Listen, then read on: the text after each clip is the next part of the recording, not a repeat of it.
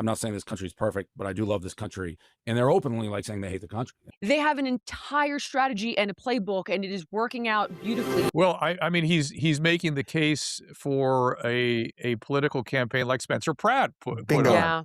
The idea of Dave Portnoy going up against someone like Zohran Mamdani is sad. That's really sad. And what's even sadder is these MAGA rejects, Julian Michaels, Dave Rubin, Dr. Drew, think that it's a good idea. So they do a little spot on Portnoy running for mayor, and they just cope and seethe how the DSA is taking over America. You guys got to see this. Saying this country is perfect, but I do love this country. And they're openly like saying they hate the country. They have an entire strategy and a playbook, and it is working out beautifully.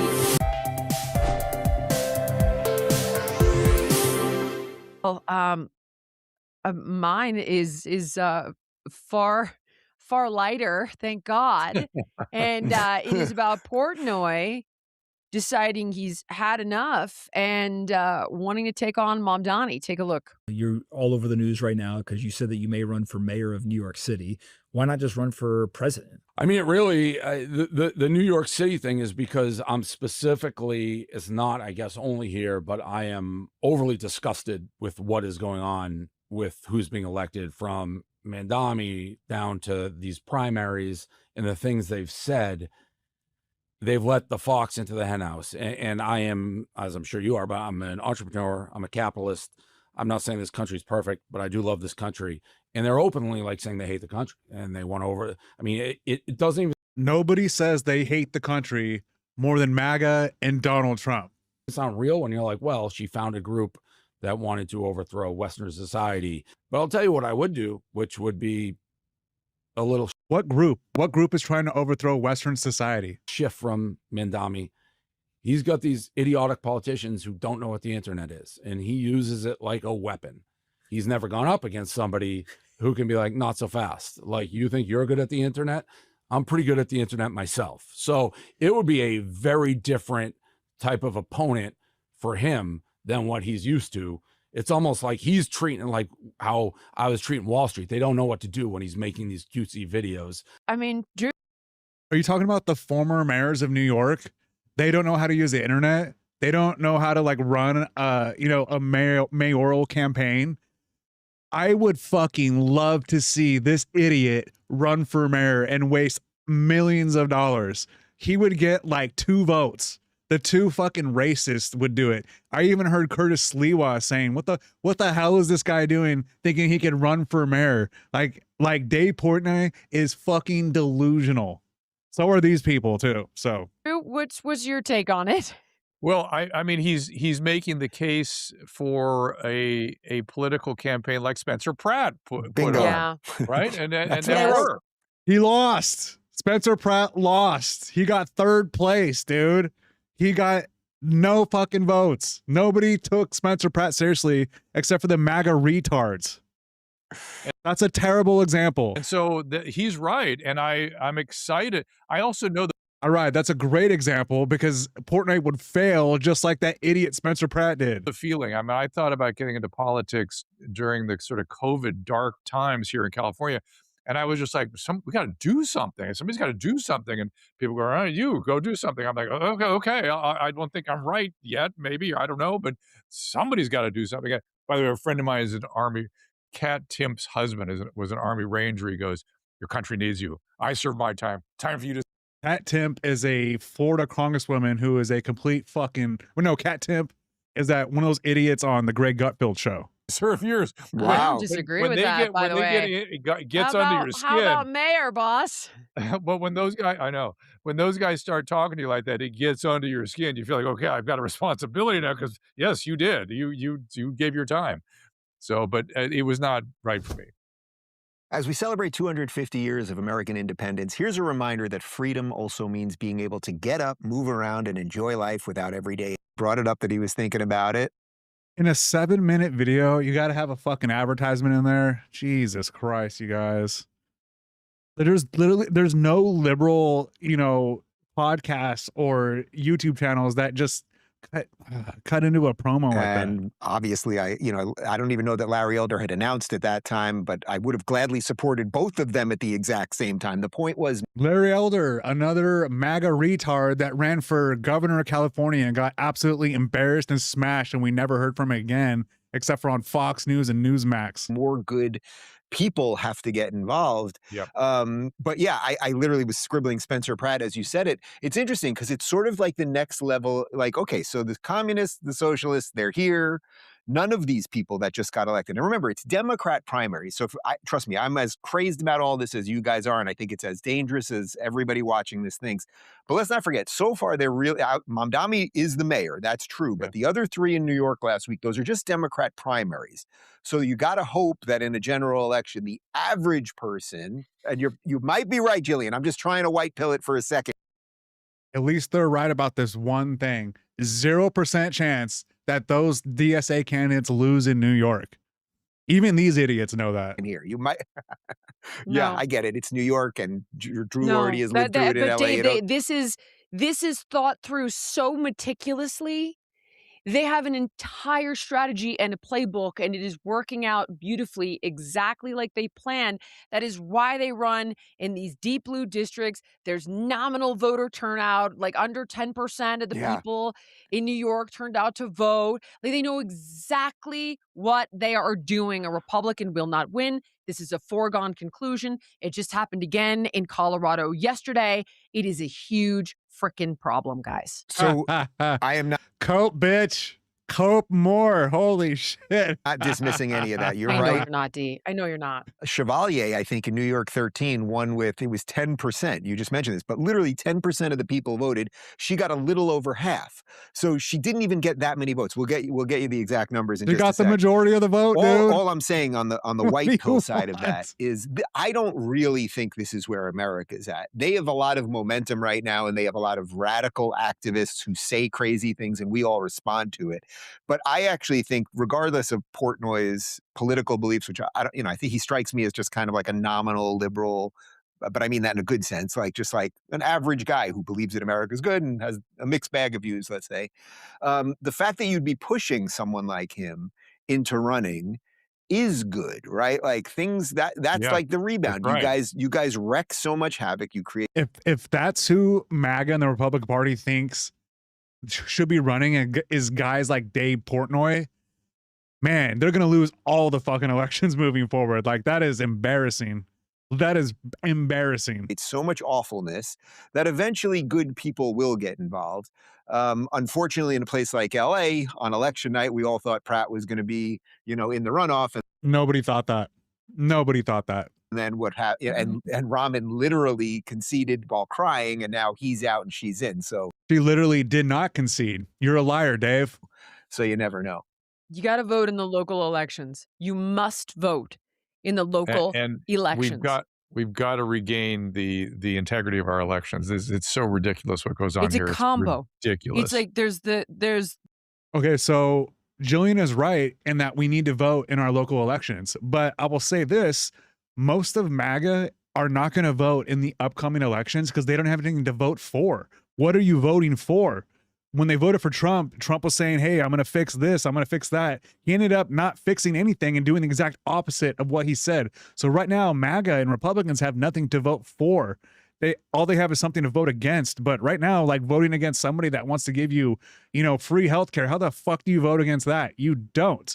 And then furthermore, Dr. Drew saying we need to get, election integrity back. What are you talking about? Prove to me that we need to get our election integrity back in order. And here they're about to just cope even worse. the way that they rigged the game so that literally Nithya Raman is sitting on the council to manage the homeless shelters, right? Delivering checks for hundreds of thousands of dollars to these homeless shelters where they simultaneously set up voter registration hubs. So the person writing the check is also the one that controls whether your bed exists, is also registering you to vote. But And Jill, it's all legal. It is It's all all legal. legal. Exactly. And the only way to outrun that game is when It's too big to fail. When you show up to vote, it is the only way. I don't care how many Portnoys, I don't care how many Spencer Pratts, they cannot beat the system the way that it is currently designed. We need to come out in droves and vote.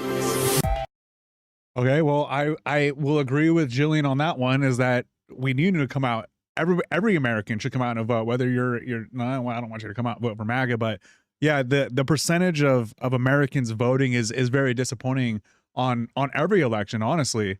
So she's right there, but as usual, just absolutely just coping. Like these idiots are coping. Dave Ruman, Julian Michaels, Dr. Drew. This is 3 MAGA hack jobs that don't have an original thought or opinion on anything, and they just repeat the MAGA talking line. And to bring up, like Spencer Pratt running, being the same as like Dave Portnoy, like, does that mean that you're not serious about the election? No, you're not serious about the election. I hope that that's who the Republicans run, because that means Mandami will be mayor of New York City again. So yeah, actual friends are actual retards, and this show is so embarrassing, and it cracks me up every time I see it. So if they say anything stupid again that I feel like you guys need to see, I'll bring it to you. And if you guys want to see it, like, share, and subscribe, and I'll see you in the next video.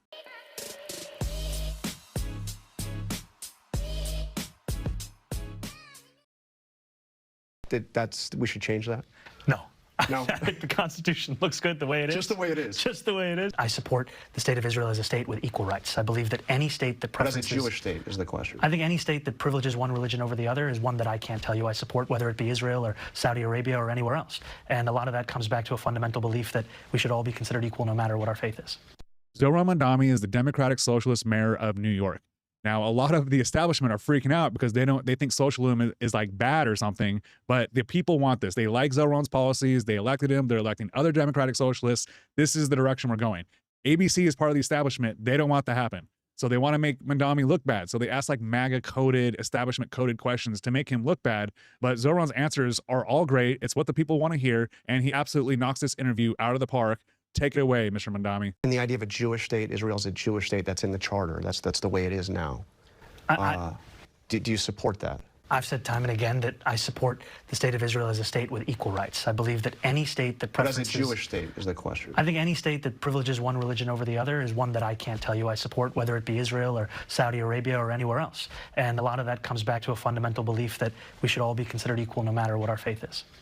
Excellent answer on Israel. Look, Israel has a right to exist, but not as a Jewish state. If you want to be a Jewish state, that's fine, but you can't be like killing other people and taking money from Americans to kill other people to make yourself a solely Jewish state. That's disgusting. Totally agree with Zohran on that one. If any Democrats running for office, you don't know what to say about Israel, that's what you say right there. So Trump and Mamdani have had an interesting relationship. Like, Trump should not like him, but Trump has been honestly kind of glazing him this entire time. Take a look.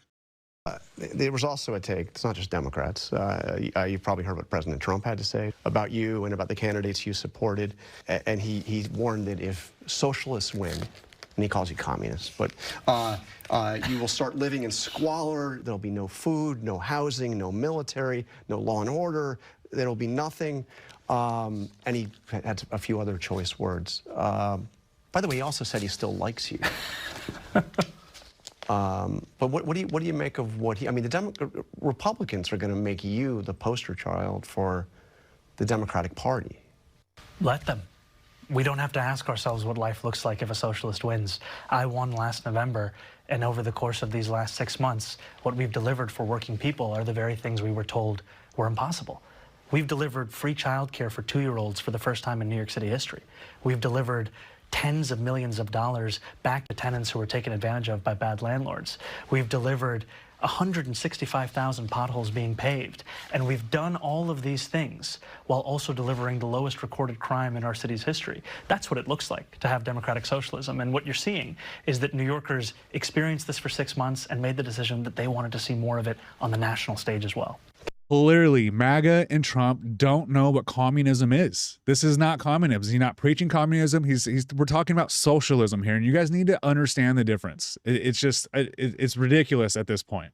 So Trump saying that we're going to have, no food, no housing, no military. Well, this is what I'll say. We already have millions of Americans with no food. We already have millions of Americans with no housing. And our military hasn't accomplished a fucking thing in 60 years. So I don't know what you're talking about. Like, all of that stuff is we could talk about all those things, but the way you're describing them is just not accurate. And then Mandami going on to actually, instead of attacking Trump, go into what he has accomplished for New York, free child health care, fixing the roads and the streets. These are things that people elected and want. And these are the stuff that Trump ran on, but he hasn't gotten any of those things done. So that brings up the point. It's not just MAGA and Trump that don't want the Democratic Socialists to take power. It's also the establishment Democrats that see the writing on the wall that their asses are grass, and people are electing these Democratic Socialists. And Mandami is going to explain why in this next clip. And you're hearing some not just dismissive, though. There's resentment. And this is from fellow Democrats who think that this could jeopardize Democratic chances in the fall. I mean, you've got Josh Gottheimer, a Democratic member of Congress, says Josh Gottheimer, along with Dan Goldman, are Israel simps that have taken millions of dollars from the Israel lobby, and their opinion doesn't matter because they're going to be out of office very shortly here. Many of us believe, as do I, if you're a socialist, you are not a Democrat. And in fact, they put out a manifesto today. I don't know, have you seen this thing? Sounds pretty socialist to me.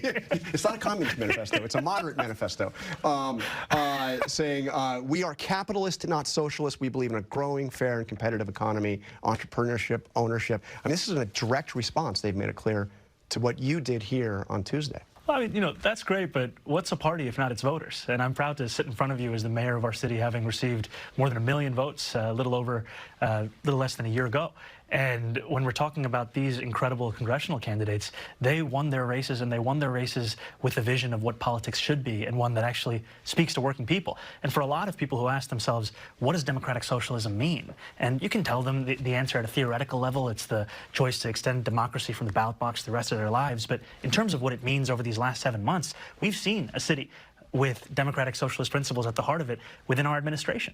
And what we've delivered has been record lows when it comes to murders and shootings. So is it pragmatic democratic socialism? I think democratic socialism at the heart is pragmatic, because if we cannot deliver for working people, then what is this for? I'm not interested in writing a manifesto or, frankly, in reading one. I'm interested in delivering, and that's exactly what we've been showing. That's how terrified the establishment Democrats are right now. Listen, guys, you guys lost to Trump twice. You guys are fucking done. Dan Goldman's already out in November. There's other, establishment Dems that are going to be out in November as well. Quite a few when it's all said and done. So it's not about what the establishment Dems think capitalism is. It's about what the people think. And the people think that capitalism and this government is going to start delivering for us. Not the politicians, not themselves. They're going to deliver for the people that voted for them and put them in office. ABC News, you guys could do whatever you want to try to make Democratic Socialists look bad, look like communists or some shit like that. But it's not going to work, because this is what the people want, and the movement started, and we have the momentum. What else we got about the party? I think that when you ask Americans what they're feeling in this moment, amidst reports of an economy that's strengthening, of a stock market that's booming, you will hear an exhaustion at having to try and make ends meet every single day, every single week, every single month, and that it's getting harder and harder. And so a message of fighting for working people, we don't have to nationalize that message. That is a national message. It's a national crisis. And for far too long, all we've had to say as a party is opposition to the current administration. What do we have to say beyond that? And what these candidates offer is a vision that extends beyond the midterms, it extends beyond 2028. It speaks to what makes so many of us proud to be Democrats. It speaks to a vision that goes back to a New Deal understanding of what working people deserve. And I'll tell you that for too long, that kind of politics, you can only find it in history books, and we need to bring it back to the present day. God damn it, that is just good shit right there. I have nothing to add there. He's just a politician for the people, and he's so good at this. He's so charismatic. He says the right things. It's good stuff. It's a shame that the Constitution says that if you're not born here, you can't be president. Otherwise, he'd be a shoo-in for the next president of the United States. However, it's in the Constitution. It's a rule. And one thing that MAGA has been really pissing me off about is that they don't seem to care about the Constitution at all, unless it suits them. And even then, they don't care about it. Let's ask Mandami how he feels about the Constitution. And I'll let you guys decide. Do you want somebody that's for the Constitution, or you want somebody that's against it? that you're turning 35 soon, right? In a few months, yes. So you now hit one of the constitutional requirements to run for president.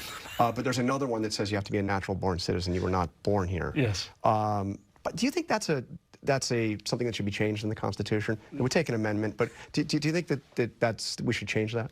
No. No? I think the Constitution looks good the way it is. Just the way it is. Just the way it is. I'm very excited to focus on New York City, but thank you for reminding me of my upcoming 35 mortality. years old. 35 years old. All right. Yes, sir. Mr. Mayor, thank you very much. My pleasure. I hate to say it, but it's refreshing to hear a politician say they don't want to mess with the Constitution. After the last year and a half of Trump and the Trump administration trampling all over Americans' Constitution, it's nice to hear a politician say they're not going to mess with it. It's a bummer that he can't be president, but good for New York that they get to have a guy like this. And the people are seeing that the Democratic Socialists are delivering for the people that elect them. And the more they see that, the more that the Democratic Socialists will get elected. Anybody that looks at MAGA, first of all, I don't know how you could look at Trump and be like, this is the man of the people. This guy is a white, wealthy businessman. He's been that way his whole life. He is not one of you. He's part of the elite. He is part of the swamp. He's been that way his entire life. He just tried to act like he's not because you idiots fell for it. So what we're seeing is these Democratic Socialists do what they said they're going to do. Voters are going to see that. They're going to recognize it. And they're going to reward the next DSA candidates that actually go out there. And no matter what the Democratic Socialist platform, Democratic centrist, establishment platform says, they are going to fucking lose. Anybody that supports Israel, anybody that wants to send money to Israel, you're going to fucking lose your next election. Mark my word. I just want to bring it back to the reason why the DSA is getting elected is because people genuinely feel like these people feel my pain. They want to help me. They want to be a part of helping out my life. And that's proved in what Mondami's been doing. Like, just everything that he's been doing is something positive for the community. And I just love what's happening. And as it continues to happen, I'm going to continue to cover it and bring it to you guys, and we'll talk about it here. And if you guys want to see that content, like, share, and subscribe. And before we go, I'm going to leave you with Mondami just doing another thing that makes him look like he's actually part of the community he's in. So thanks for watching, guys, and I'll leave you with this heartwarming video of Mondami.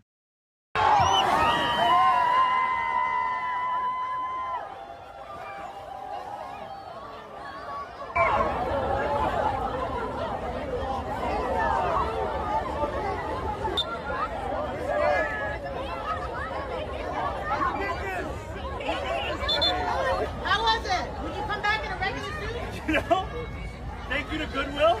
We appreciated the suit that we got. It's actually not as cold as you'd think. It's perfect. You're a crazy liberal. Vice President J.D. Vance is continuing his humiliation tour by going on the enlightened centrist show, Bill Maher. They talked about immigration and the fact that MAGA cannot accept an election that they lose. Take it away. Bill Maher's talking about that watches the show is not Usha Vance. It's Donald Trump. All these shows that J.D. Vance is going on is for an audience of one, and that's his boss, Donald Trump. Like, it has nothing to do with spreading the word or making the administration look better. It's all about just appeasing the dictator-in-chief. Next, dude, J.D. Vance, his take that immigration enforcement has to look this violent and this out of pocket is absurd. And if that's his stance, that this is how immigration is going to move forward, and he runs for president, he's going to lose just based on that. They're going to lose anyway, and they're going to claim fraud, and it's going to be a mess. So up next, Bill Maher brings up just the election fraud claims that Trump and his entire administration have been carrying water for the past. Makes me so sick. Like, this is one of the main reasons why I can't stand Donald Trump, is because he lost in 2020, and he can't fucking accept it. Like in 2020, he won, and it was okay. 2024, he lost, and it was fraud. And then the midterms, or not the midterms, the latest California elections, MAGA lost, and it's fraud. And then all the other elections that MAGA won was not fraud. Like, just think about that for a second. Like, use your brain for 2 seconds. How is it that everything that MAGA loses is fraud and everything they win is just fine? Like, think about that rationally for a second there. So, and then he talks about, election rules and things like that. Bill Maher is like, dude, we already litigated all that shit. Dominion, Venezuela, Hugo Chavez released the Kraken. All that's been litigated for years, spent millions of dollars, and there was no fraud proven. So you can't go on that anymore. So instead, guys like JD Vance, they go to the other attack point where they're like, well, you know, social media censored us and that's why we lost. Like, dude, that is not why you lost. That is complete bullshit. And there's so much disinformation on the internet. Like, that is just a bullshit argument. You need to prove that the election was stolen. You need to prove it. And until you prove it, you can't keep on saying this shit that the election was stolen. There's a reason why a majority of the MAGA voters believe that the election was stolen. It's not because of proof. It's because they have a feeling, and they have a feeling because Donald Trump keeps on telling that over and over and over again. And that's part of the deal with Donald Trump. He knows that if he says a lie enough times, morons are going to believe it. So that's where we're at right now. We have a president right now that will not accept election results. We have a vice president who will also not accept election results. And we're going into several very major elections here, which is terrifying. The idea that the next midterms and then the presidential election don't have an insane amount of election shenanigans done by MAGA and Trump is absurd. That it's going to be a mess. But either way, we have to make this, you know, too big to rig, and we got to get MAGA the fuck out of here, because this response from JD Vance is unacceptable. And one thing that I also find interesting is that MAGA commentators really do believe that JD Vance went on here and did a good job. So check out these thumbnails, these posts from MAGA commentators saying that they thought JD Vance did a good job. Like, how can you spin this interview in a way that JD Vance did a good job on this? Like, he looks like an asshole. Like, that's kind of where we're at. We have literally one part of the country saying that, you know, water's not wet when it's clearly wet. I don't know how we're going to get through this. A little stressed out about the whole thing, especially when I see JD Vance still continuing to say that the election was stolen. But America's strong, and we'll get through this, and Democrats will rise up and take care of this MAGA threat. So that's all I got for you guys on the Bill Maher stuff. Sometimes the enlightened centrist says some things that resonate pretty well with me. So like, share, and subscribe, comment, and I'll see you guys in the next video. It's because there's tons of people here. It's a huge space, and it's just going to get more and more crowded as the week goes on. Not only do we have a lot of people here, we have people that you want to have, like Stacey Garrity. That woman's going to be next governor of Pennsylvania. There right we there. go. Yep, look at her, the beautiful red hair. And sometimes the pictures really don't tell the full story, because if you look behind us, you see, okay, there are a couple hundred people back there, but the truth is, when you make your way over here and you're in a wash of people. America is celebrating its 250th birthday this year, and to mark that celebration, Trump is trying to throw a big party in DC at the National Mall. Now, Fox News and all of Trump's people are there really hyping this thing up, saying there's a lot of people here, that's a big event, there's a lot of energy, in spite of the pictures and videos showing that it's a sparsely attended event at best. So let's check out the Fox News propaganda at work. So yes, it's typically hot in the summer, but it's not this hot in the summer. That's it from here for me, but a guy who knows all about places that are hot, Lawrence, LJ, you're over in Texas, I think, where it's always hot out there. I was born in heat, and that's Texas. Yeah, you were. All right, Adam, thank you so much. All right, so we're right in front of the Texas tent. This is where everything big happens. All right, if you look over there, there's a rodeo. You're going to get cattle. You're going to get horses, and that's all from Texas. But I want y'all to meet a special friend. You know her well. Let's go. This is the Secretary of Agriculture, Brooke Rollins. Goodness, my friend from a long time. It's good to be back home. I just want to make a note and revisit what you guys said earlier. I have never seen so many people, so many cool people. I'm a conservative, you know that, but there are Democrats here, and we're not talking about anything except patriotism and the celebration of America. So all of these self-hating media outlets who are saying that this fair is a failure, get your butt down here, and I will prove you wrong. This is historical. This is epic. I just want to. So first, Lawrence Jones, the black man that thinks he's part of Team White Guy. You will never be part of Team White Guy. You will always be a black man in the eyes of Fox News and the MAGA movement. Next, whoever this artist is, obviously you're a conservative, bro, and I highly doubt there's any Democrats there. Nice try, buddy. What else you got, Fox? Happy early birthday, America. We're celebrating already at the Great American State Fair. Man, we've got thousands of people celebrating this birthday with us, Tommy. You and I had a chance to go out. We got to see some of the exhibits. I'm sure you got what I got, which was a lot of people going, hey, love to watch it on Fox. I hope a lot of them left the mall, went home and turned on their TV and are watching this right now. From the Great American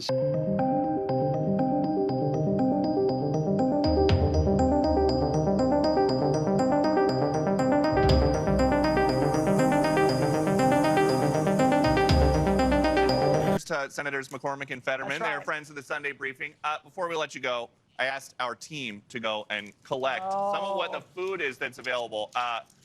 We've got a hot dog. The good American hot dog. That could be from any state. Yes. And then a pizza. We've got a pizza. Who doesn't love cheese pizza here on the National Mall? That's right. If Dave Portnoy, who comes on the show sometimes, was here, we would have him take one bite. Yes, yes. Secretary Rollins, thank you very much for being here. You know, the hot dog and the pizza, those look delicious, but they also had a pancake eating contest, so it's just kind of interesting considering the MAGA movement that this is the food that they're featuring. Almost like they don't really care about the MAGA movement. Let's check out some of the state exhibits that they were talking about. President Trump wants all 50 states to come together here at the Great American State Fair to show their pride. North Carolina planned to skip this, but the Freedom 250 organizers asked the Winston-Salem company that built their tractor trailers to step in. Their exhibit is a race car and some North Carolina potatoes. Arizona had the longest line to get in for a black light star experience and a free cactus pen. Maryland is featuring a different local artist every day and a photo booth to go back in time. DC has a positivity tree. Virginia has a photo op with letters made out of stuff that grows there. Connecticut and Maine are sharing a space and basically just put up some chairs and their state logos. Michigan has a fake cow you can milk. Wisconsin has a real Harley you can sit on. And this guy definitely wins for best t-shirt. Most of the rest of the states and territories just seem to be using the Great American State Fair as a Great American Visitors Bureau. Although, shout out to Guam, which is now totally on my must-visit list. Obviously, this wouldn't be a MAGA event without some controversy, so let's check out the North Carolina state setup. Here at the Great American State Fair, visitors on Friday were surprised when they walked into the North Carolina pavilion and saw that there was an image of a Confederate flag projected on multiple screens. A spokesperson for the companies that are running this booth said that it was an unapproved image and that it was immediately taken down. This video, posted by Reuben Jones at Spectrum News, shows TV monitors with the Confederate flag side by side with a portion of the current North Carolina flag.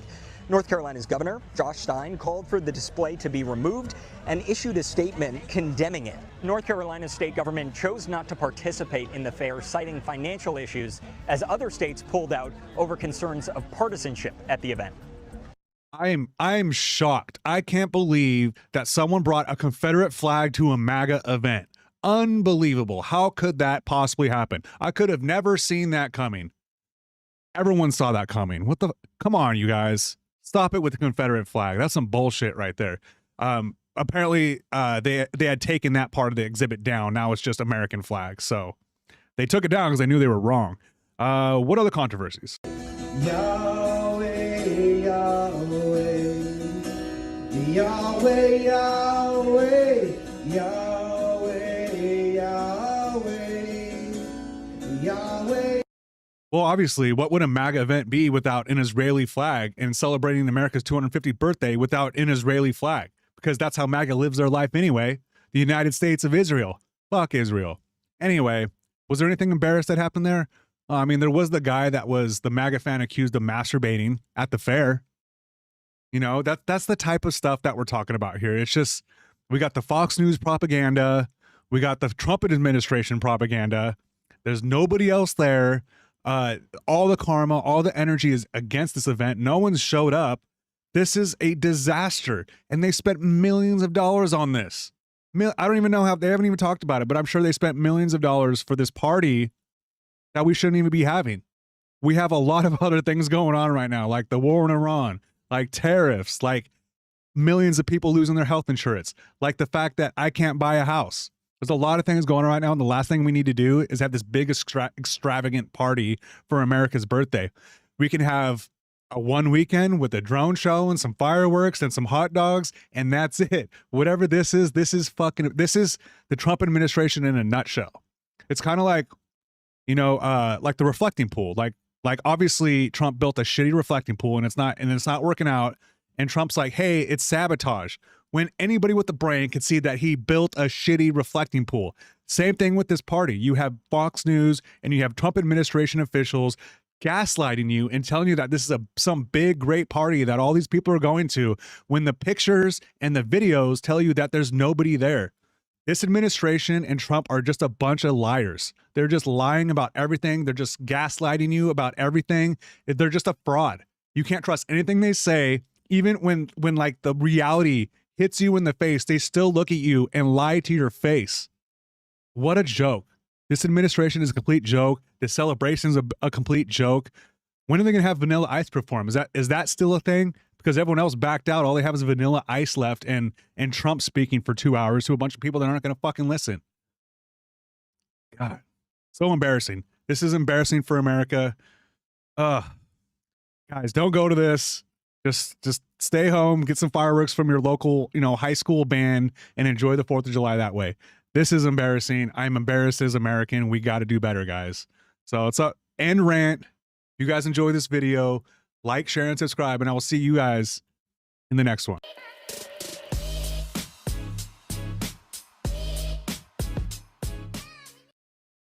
The U.S. Supreme Court handed down two key decisions on presidential power and the firing of people from government agencies. Justices ruled that President Trump does not have the constitutional authority to fire Lisa Cook, a governor from the Federal Reserve Board. But the court backed the president's power to terminate Rebecca Slaughter, a Democratic appointee to the Federal Trade Commission. This ruling grants more presidential power over federal agencies that are considered independent. It overturns 90 years of precedent. CNN chief legal affairs Overturn 90 years of precedent. The so-called conservative Supreme Court keeps on overturning precedent, just like, Roe versus Wade. Captured. Conservatively captured. Correspondent Paula Reed is right outside the Supreme Court. So Paula, walk us through the significance of these decisions today. Pamela, these are such incredibly significant decisions. In many ways, these will be some of the defining opinions of the Roberts Court because they get to this question that has been hanging over the second Trump term, which is, are there any limits to his ability to fire federal officials? And here they give us some insight. While President Trump and his lawyers believe in something called the unitary executive theory and that the executives should be able to fire anyone they want, any way they want, here the justices put a few limits on that. In the one case, they ruled, and it's a really interesting group that was in this majority opinion. It's Chief Justice John Roberts, Justice Kavanaugh, and the three liberals all ruled that he cannot fire an official in the Federal Reserve without going through a process, giving that individual an opportunity to respond, that there are some limits on his power when it comes to firing officials at that agency. Now, that is one that has, of course, always been recognized as being independent of the White House. But in a separate case, when it comes to an employee at the Federal Trade Commission, that he does have the power to fire that individual because that is within the executive branch. And again, this is a significant decision because it's sort of drawing out the contours of the extent of his power to try to reshape the federal government through these mass firings. Now, President Trump wasn't clear how he was going to react to these decisions, and it's been a pretty mixed day for him overall at the court, but he described this as, quote, a big win. I want to bring in our chief Supreme Court analyst, Joan Biskupic, right now. Joan, like Pamela, Paula, you were inside the court when these decisions came down. Give us a little sense of how that felt. Sure, Wolf. It's good to see you. The most important thing the justices did today was in the case involving Rebecca Slaughter of the Federal Trade Commission. Chief Justice John Roberts and the conservative majority used that decision to roll back nearly a century of legal policy about the president's power to remove the heads of regulatory agencies. Now, in some ways, this is going to sound kind of dry and arcane, but regulatory agencies are so important for how Americans live their lives. They cover rules for, medical, health, nuclear power. In this case, it's the Federal Trade Commission that was at issue, and we're talking about, safeguarding consumer practices, antitrust issues. So that gives you a sense of all that's at stake.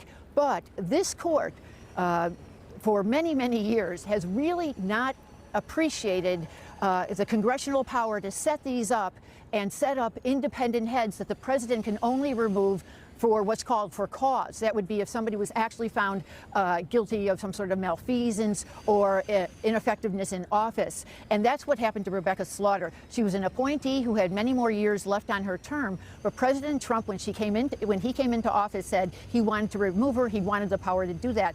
And the Supreme Court has used that case to say, yes, President Trump can remove Rebecca Slaughter, even though her term's not up, a Democratic appointee, and he can do that at a multitude of other independent agencies that at one point, as I said, Congress had set up to be independent, to not be under the pressure of the president. That was a 6-3 decision. And after the chief who has had a special project here in trying to give the president much more robust power to not just hire people, but to fire. Justice Sotomayor then read her dissent from the bench, and she said, this can go in one of two directions. This can give, it can give the president more power, and maybe he would be more accountable, or it could lead to chaos. And she looked up at the spectators and she said something to the effect, I can guess it which way it will go. Maybe you can too. So, Wolf, a dramatic case today. It doesn't apply to the Federal Reserve, as we saw with the Lisa Cook one, but it applies to a multitude of other agencies who perform a lot of safeguard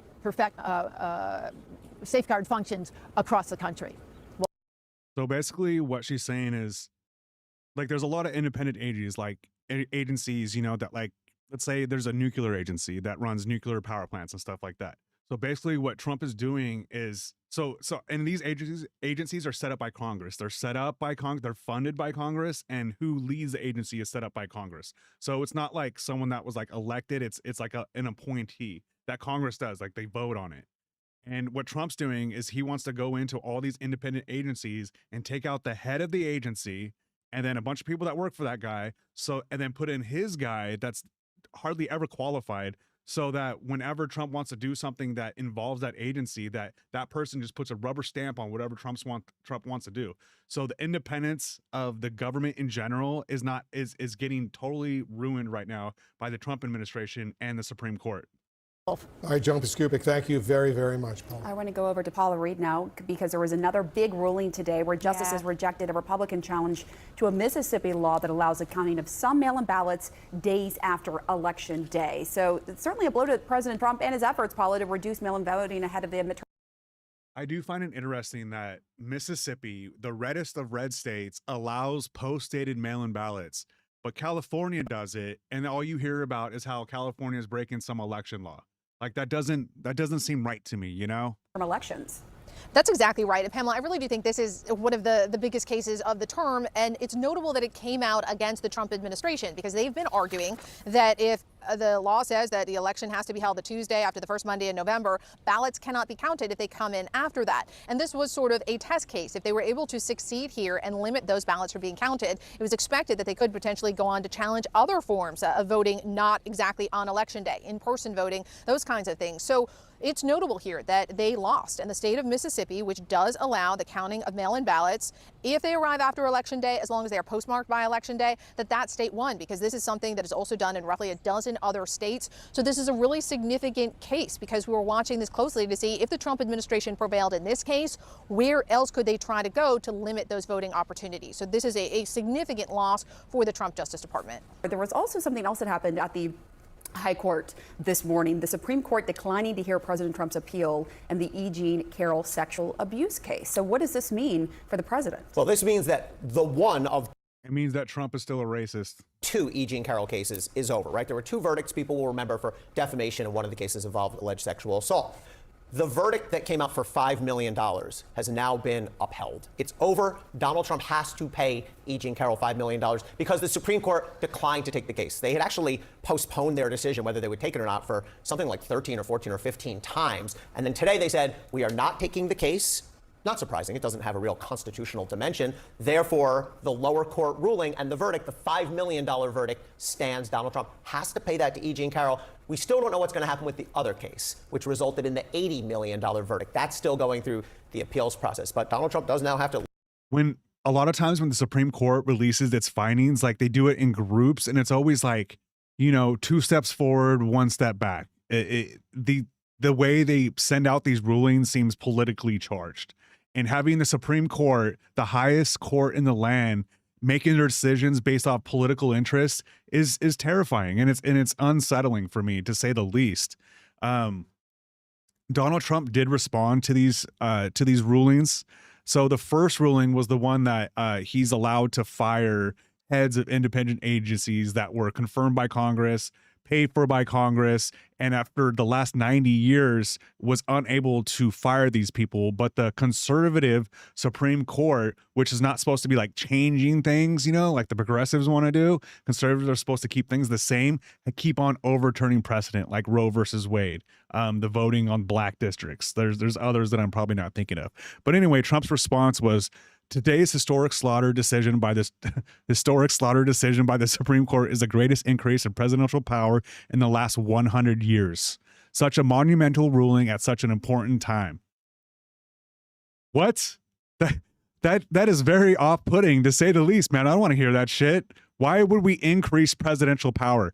Well, that's what Trump has always wanted. That's what was outlined in Project 2025, is that they believe in the unitary power of the president, that the president basically just does everything and Congress doesn't fucking matter.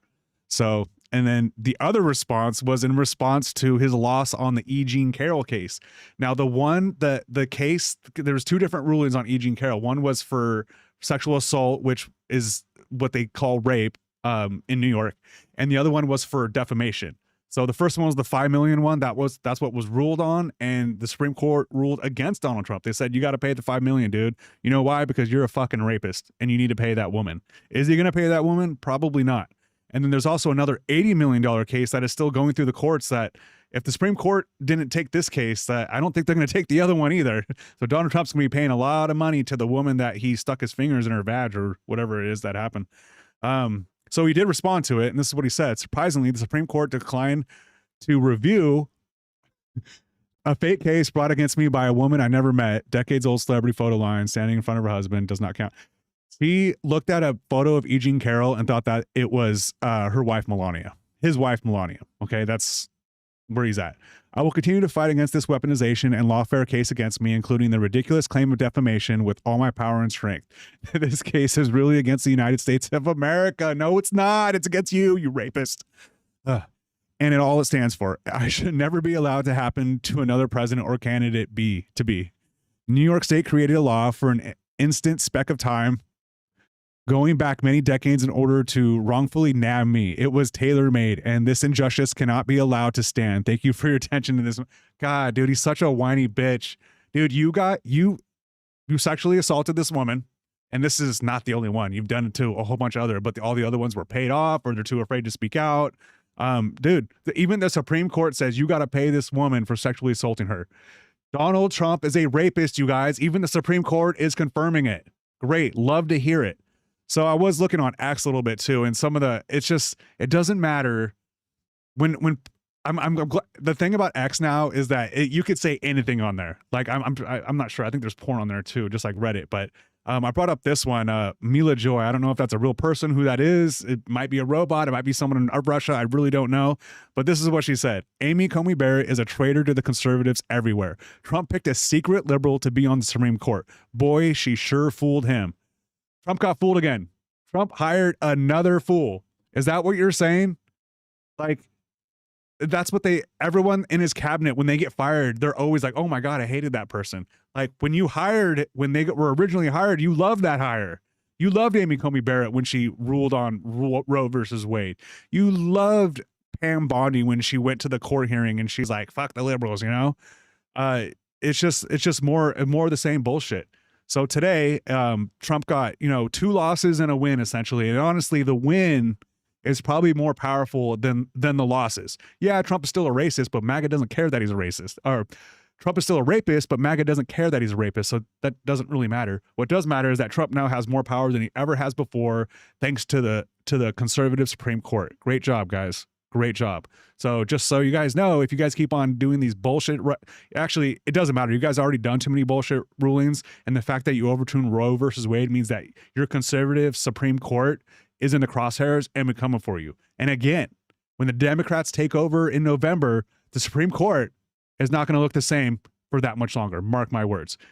We're going to talk about that in the future. And if you guys want to have that conversation with me, like, share, and subscribe. And I will see you in the next video.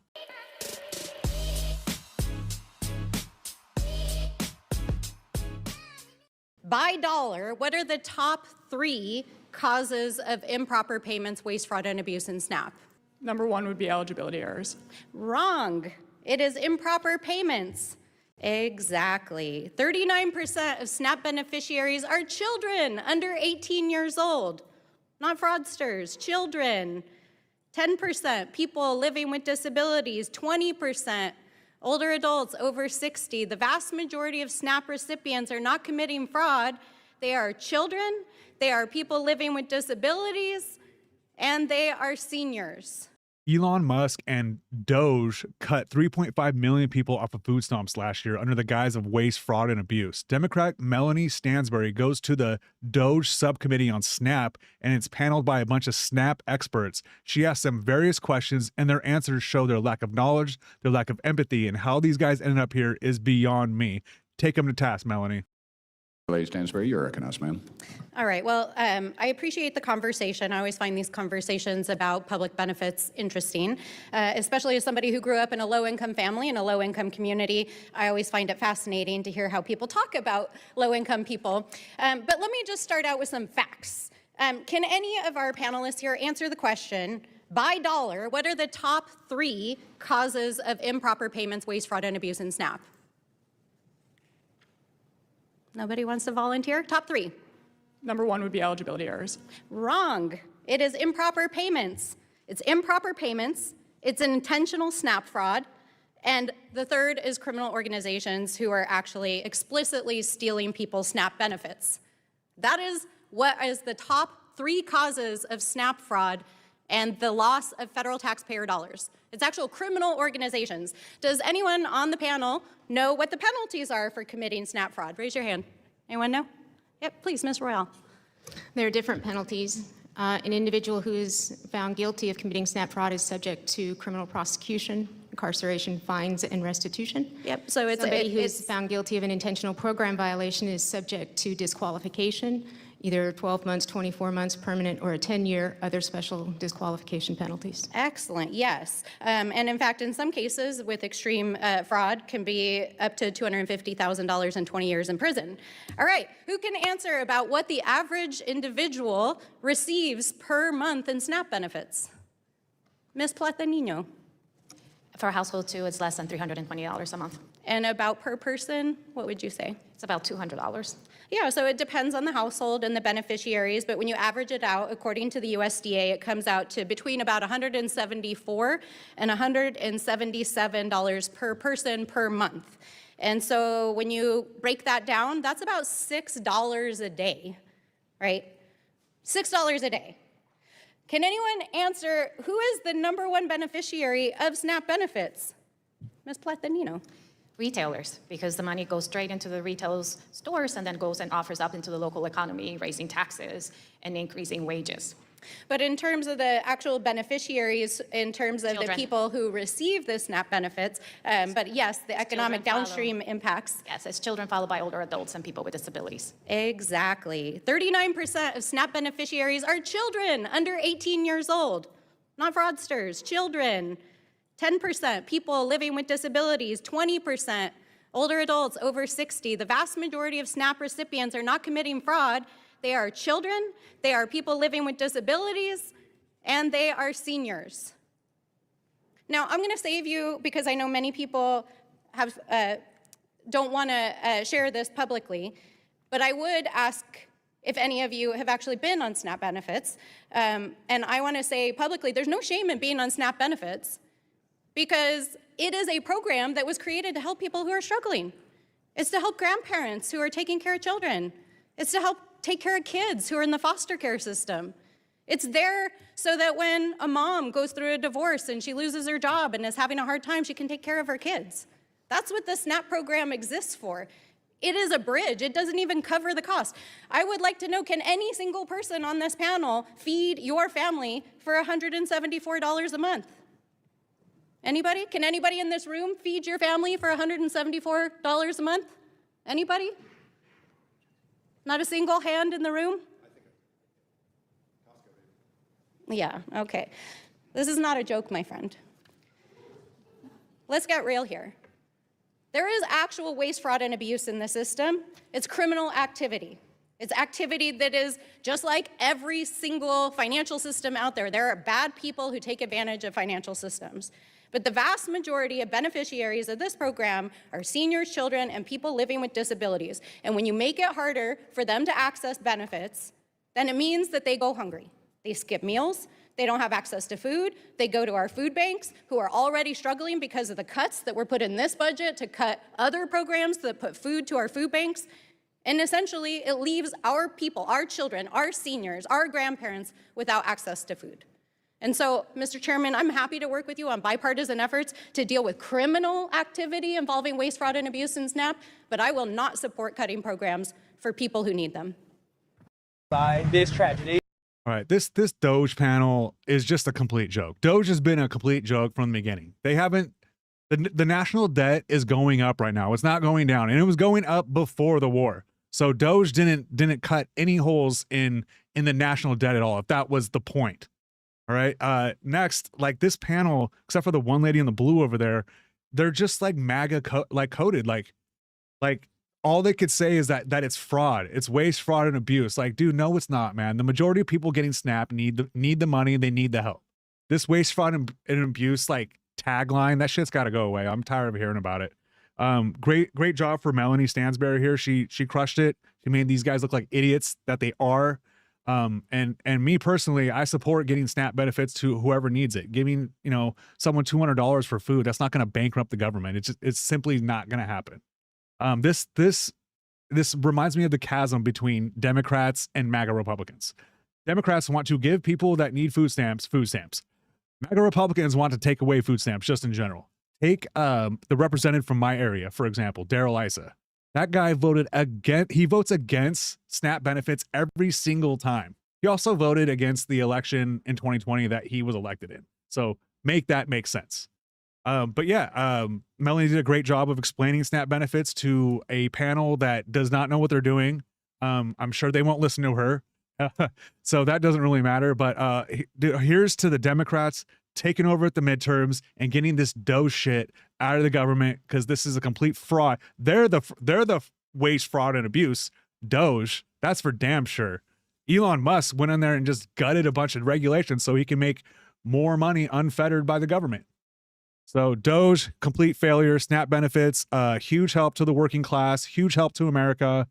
Here's to SNAP getting the attention and the help that it deserves. So that's all I got for you guys today. Like, share, and subscribe, and I'll see you in the next video.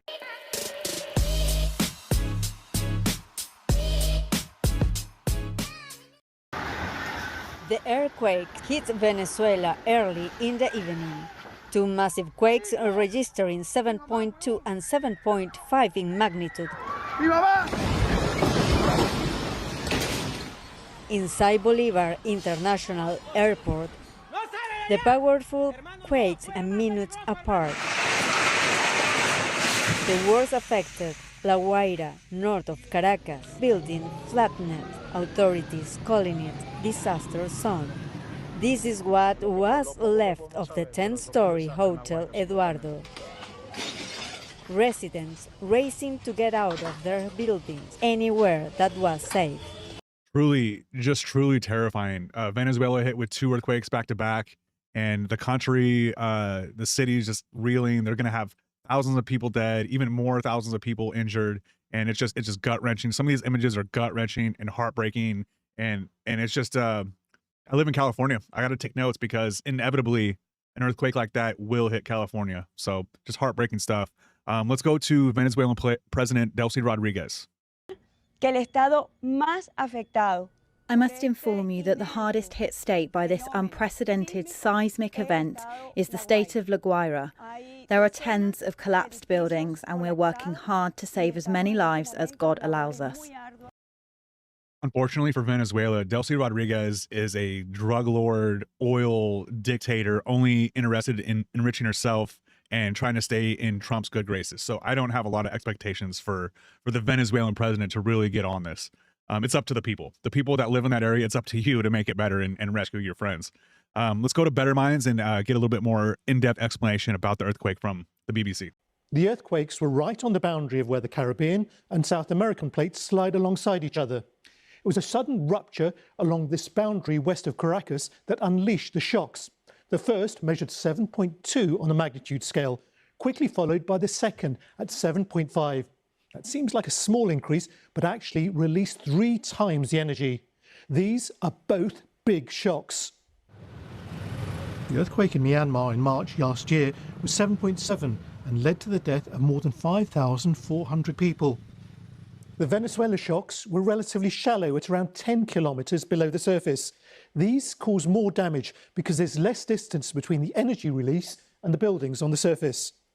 After a deadly quake in Caracas in 1967, the government began bringing in earthquake building codes, tightened sharply in recent decades.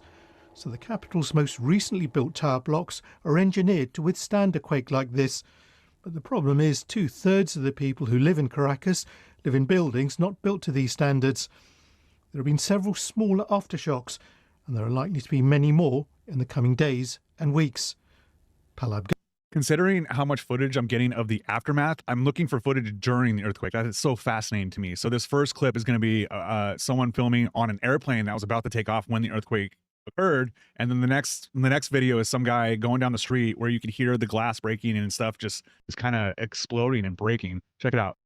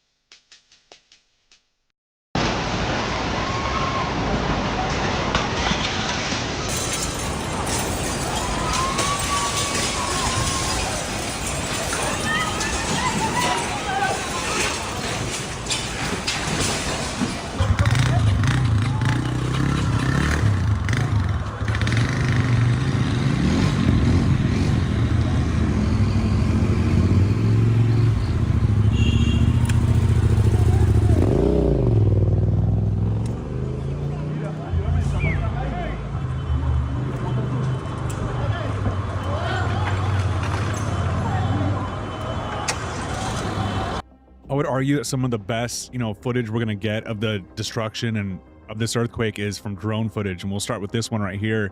In the middle is one of the most fascinating images that I've seen, is these 3 buildings that got completely pancaked.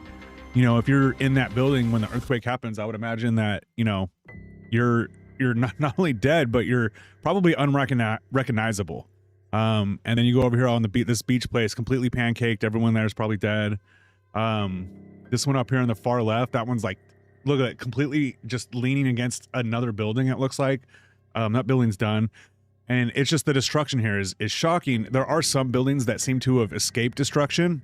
But if let's say you're living in this building over here on the left, and everything around you is completely destroyed, are you gonna feel safe inside that building? No, hell no, you're not, dude. Everything here is wasted for the most part. So it's just top right. It looks like traffic's just moving. But yeah, these images are just shocking. And you can tell in the buildings that are standing, like all the windows are broken. A lot of it's just destroyed. The destruction here is just shocking.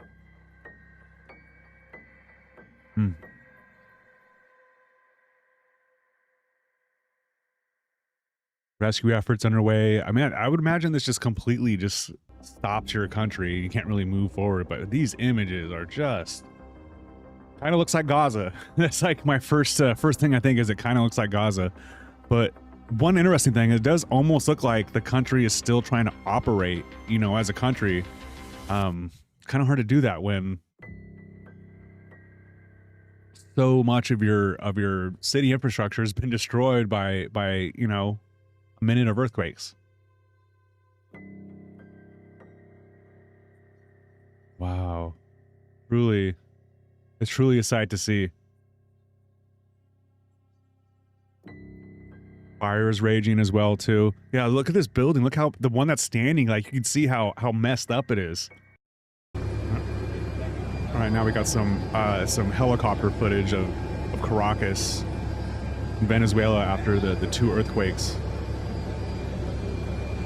Not the best image quality.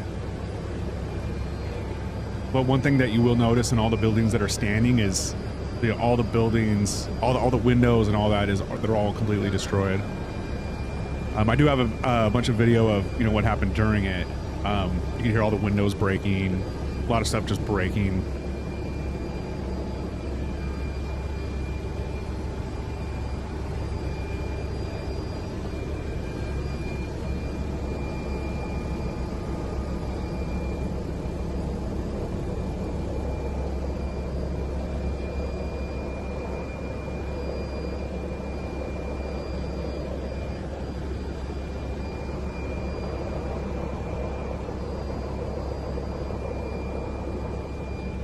Well, as the caption says, this is a drone, but it sure seems like a helicopter.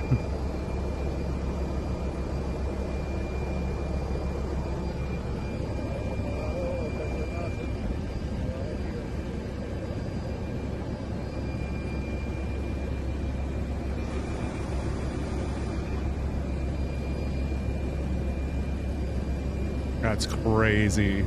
That building's crazy.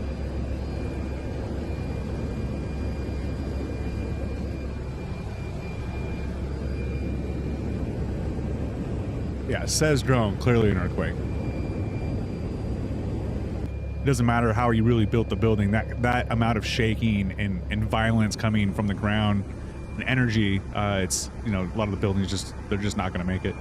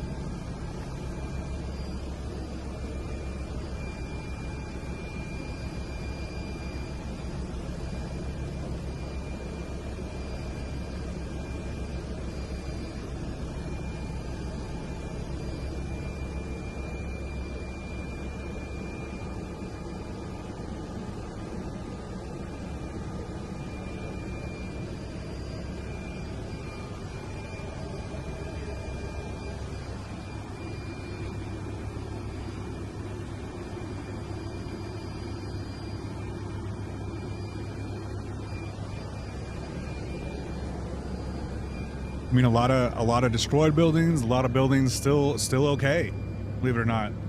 But I don't know, this helicopter footage makes it kind of look like the damage is centered in one location, and that's this district in Caracas. Satellite images reveal buildings reduced to rubble.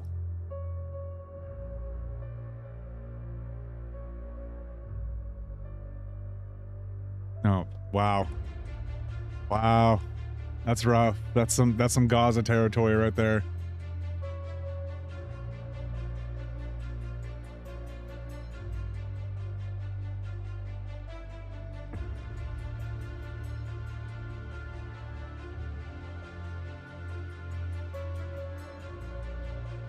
Oh, I mean, the shoreline here does look like a very nice place, minus the catastrophic earthquake.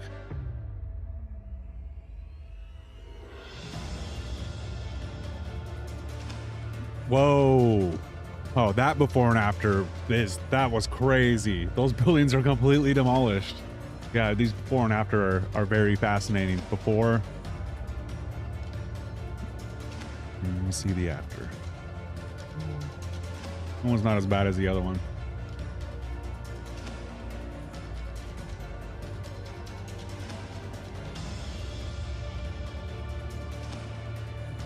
Wow. Wild image to see for sure. That is just intense. What we got? What we got? Oh no.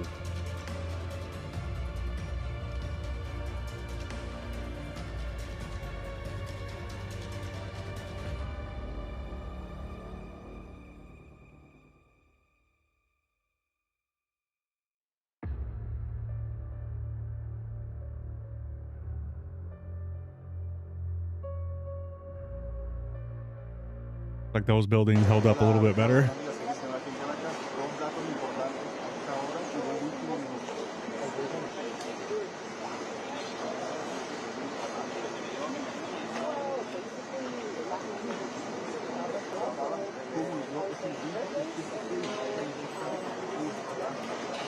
feel like you could really like, we could sense this destruction as a whole from the aerial footage we're looking at, but man, you really can't feel it. You're down on the ground and you're standing next to, you know, a 10-story building that collapsed on a bunch of people, and it's a pile of rubble is huge.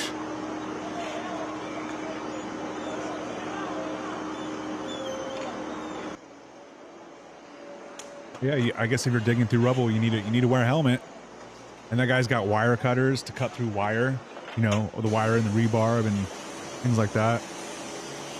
Interesting though. Yeah, you do need a helmet. Not everyone has a worker's helmet, so you just wear your bike helmet. Just digging through it with a shovel. A giant building collapses and you're digging through it with a shovel. It's gonna take a while. Crazy. Just crazy.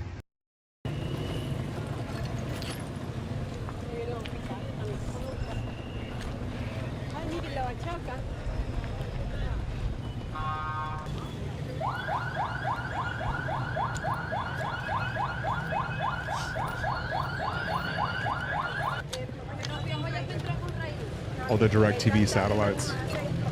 It's interesting.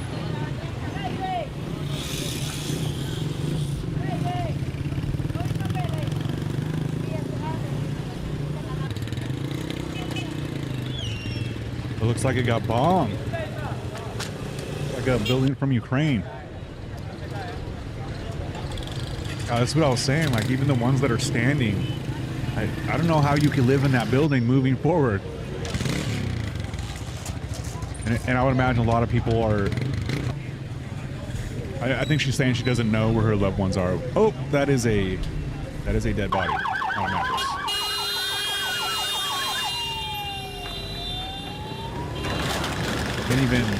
Can't even drive around the city. There's so much shit in the street.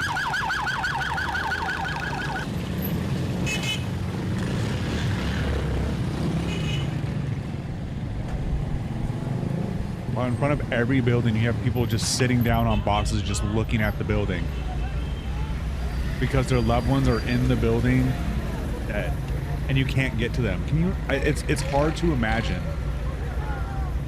what that feeling is.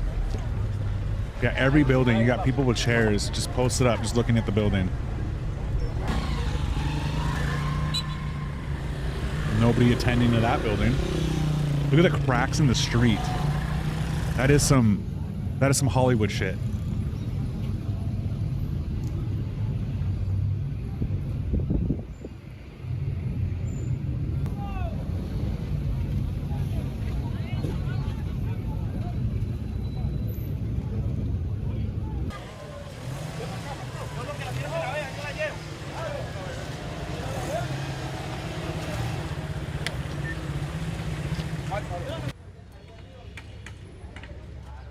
That pile of rubble is insane.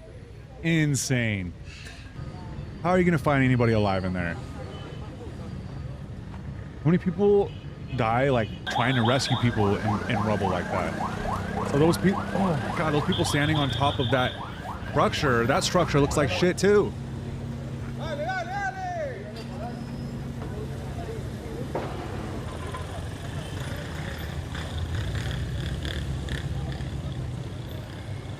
Dude just standing on top of the rubble, just taking some crazy video.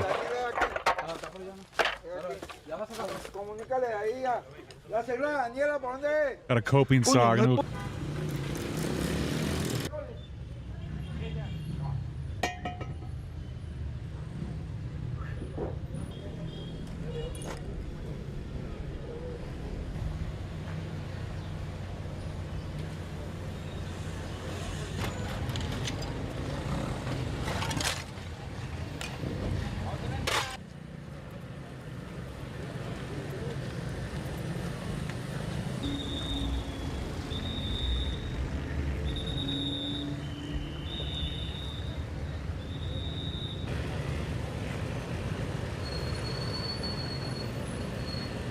So 2 earthquakes, one right after another. The footage on the plane of those people like recording during the earthquake and how much the airplane shook shows how just violent that earthquake really was.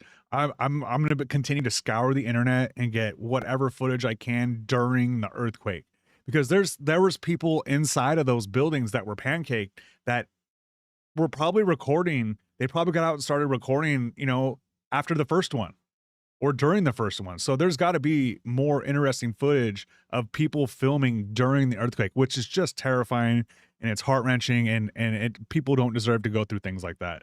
One thing that is fascinating is I was literally just thinking about, wow, California hasn't seen a major earthquake in a long time. I live in California. So, you know, a few days later for there to be such a massive earthquake in Venezuela is just terrifying. It really is. This is a real heart-wrenching stuff. Another point is that Trump, the same day that this happened, Trump went out and said, hey, we're going to send help and aid over there. Natural disasters happen in countries all the time. And Trump doesn't pledge aid. So the fact that he's pledging aid, he's doing it for two reasons. Number one, we have a vested interest in this. He went over there, he kidnapped the dictator, and now this government with Delcy Rodriguez is doing whatever Trump wants them to do so that he doesn't kidnap her as well. I would imagine. And then I would imagine they're stealing oil. We don't have that confirmed, but Trump's stealing oil. Otherwise, why would he care about Venezuela? He wants the oil from there. Let's be real. I hate to like bring politics into this, but this is my channel. This is what we're talking about. And I'm glad that Trump pledges to help, and we're going to send crews over there. We're going to send money over there. Maybe he should give back their oil money, but that's a conversation for another day. So hopefully the United States does send aid over there. It's sounding like we're going to, and the rest of the world will as well. And here's to things getting better for Venezuela in the near future. I'm going to be scouring the internet for more live action footage of this earthquake because it's fascinating. And when I get more, I'll make sure I bring it to you guys. And if you guys want to see that footage, like, share, and subscribe, comment. We'll have a conversation. It'll be fun. Other than that, I'll see you guys in the next video. Well, congratulations, Obama. You had the most overtime, longest, and most over-budget presidential center in history. Well done. Well done. Oh, my goodness. You have set so many records. The government didn't pay for it. It doesn't. But if we're talking, how long it took. because you know what? It's just speaking more largely to how like grandiose and out of touch Obama is throughout this process. I think that George W. Bush is one of the cutest national treasures of a leader we've ever had. Clinton certainly doesn't have it. Hillary doesn't have it. So they keep bringing Obama out, and then he makes these speeches. Who's they? Obama, Democrats. But Obama is celebrating his own presidential library. That's why he's speaking for this occasion that we're discussing. Yes, I understand what you're saying there. But he brought himself out. Lindsey Granger is a saint for putting up with this shit. She has to deal with Robbie Suave, who is a gay libertarian that just loves Donald, that steelmans everything Donald Trump does. And now when he's not there, she has this just complete MAGA sycophant and a poster child for Obama derangement syndrome. And she goes on this absolute rant about Obama's milquetoast speech. It is unhinged. And this hate for Obama needs to be studied. I'm pretty sure it's just racism, but man, this is some wild stuff. Take a look, guys. Belief in the intrinsic dignity and worth of all people, and that no one is above the law or beneath its protection. A belief in checks and balances in our government and an accountability that comes with it, an independent judiciary and a robust free press. A belief that our military and law enforcement owe allegiance not to any president or political party, but to the people and our Constitution. That all sounds above water to me. Typical Obama speech. It's not negative. They're not attacking. He's not attacking anybody. He's just, you know, a presidential speech. That is what it's supposed to sound like. President it's Obama nice took to get some back to veiled that. shots at President Trump during his remarks at the opening of the Obama Presidential Center in Chicago. Here's some more of his remarks. A belief in the peaceful transfer of power after the people have spoken in fair and free elections, recognizing that in a large, complicated society like ours, no group or faction gets its way 100% of the time. And a belief that qualities of character, honesty, integrity, kindness, compassion, a sense of duty and honor, those things matter in our public dealings, just as they do in our private lives. All right, I take back what he said. He is attacking Trump right here. But, you know, he's not calling him a vermin, you know, a Democrat, an enemy of the people. Like this is what presidential political, speak is supposed to look like. And the way Donald Trump has been doing it is just It's ridiculous. And I miss this so much. Well, one thing that actually just on the front end of this, they're now putting that ballistic glass in front of all presidents when they do outdoor. Yeah, it's because of all of Trump's fake assassination attempts, and the ones that were real were done by right wingers. Just Did you notice that they had the glass? I didn't know that it wasn't. I guess I didn't know that it wasn't. They hadn't been doing that. They hadn't been doing that previously in that same fashion. That's a direct indication of what has been happening in our times with President Trump, all those assassination attempts. Anyways, I saw that and that kind of stood out to me in a way that I didn't expect to see, like, oh my goodness. Well, congratulations, Obama. You had the most overtime, longest, and most over budget presidential center in history. Well done. Well done. Oh my goodness. You have the disdain in that statement that she just said. Like, I could feel it. It feels like it's oozing of just envy and hate. I've said so many Man, that's records. gross. It doesn't, but if we're talking how long it took, because you know what? It's just speaking more largely to how like grandiose and out of touch Obama is throughout this process. But She's calling Obama grandiose. Are you fucking kidding me? What kind of an attack is that when your guy is Trump? That's fucking insane. In that speech. One, I really like when I see all the former presidents get together, just because I think I actually really love the sweet relationship that George W. Bush and Michelle Obama. Yeah, you know who wasn't there? Trump. I have. Because I nobody think likes that George Trump. W. Bush is one of the cutest national treasures of a leader we've ever had. I love when I see him and First Lady Laura Bush come out. That just like makes my heart so happy. But here for Obama, he's doing what No issue with the war crimes or starting a war. You think Bush is our cutest president? he's always done. And Neocon Democrats piece of don't have a shit. leader right now. So they're gonna, you know, Obama's opening, they always keep bringing him back out. He's like their favorite flavor because he's the only Democrat that still seems to have any level of goodwill across the country, even in the party, let alone with the American public. People certainly don't want to see Joe Biden. Heck, Jill Biden left him for dead on that stage right there. She walked off the stage and Joe stood there confused about where to go. But he doesn't have it. Clinton certainly doesn't have it. Hillary doesn't have it. So they keep bringing Obama out, and then he makes these speeches. Who's they? Obama, Democrats. But They Obama is Democrats. celebrating his own presidential Right, library. but That's why this he's speaking this for this occasion that we're discussing. Yes, I understand what you're saying there, but He brought this himself is, out. This is not the only instance. So let's not be demeaning about that comment I just made. No, he hasn't been. He hasn't been on the campaign trail. He popped up here and there. Obama He was for Biden, and when it comes to attacking Trump, the only Democrat that they like to seem to trot out is Obama, and he did it again in this moment. They didn't trot him out, but he did it again. He couldn't help himself, even in a moment, to not have to try and do this again. And so again, we're having this conversation not because the presidential library opened, but because he made comments about President Trump, and he's the one Democrat that has any goodwill that they believe left. So they keep they will. I guarantee you, he will be out again. He goes out against the president. He goes and does interviews, and they bring him out to political events. So it's not that he's sidelined. He's the only Democrat leader that they keep bringing out. So for him to do that, I don't think that was the right move there. Talk about yourself. Talk about the goodwill. Let's move it forward. You're not running again. Knock it off. What the hell kind of argument or criticism was that even? She's saying that Obama's like too political in his speeches. Is that what she's saying? I can't quite, steel man her argument. And she's also saying that Democrats have nobody else but Obama, so we keep trotting him out. Like, it was the opening of his own presidential library. Like, who else is going to go speak at this event? You want Bernie Sanders to go speak there? You want AOC to go speak there? Like, this woman is just blinded by her absolute hatred for Barack Obama. And she's saying that she's calling out Barack for like vaguely, criticizing Trump. Trump constantly talks about Obama every day, multiple times. Trump's talking about, Barack Hussein Obama. And he says Hussein because Hussein is the same first name as the leader of Iraq. And it invokes some hatred in MAGA and right wingers. Like, what the fuck is this woman talking about? She's absolutely insane. For this video, I was going to research who she is and what her name is and where she's been. Who fucking cares?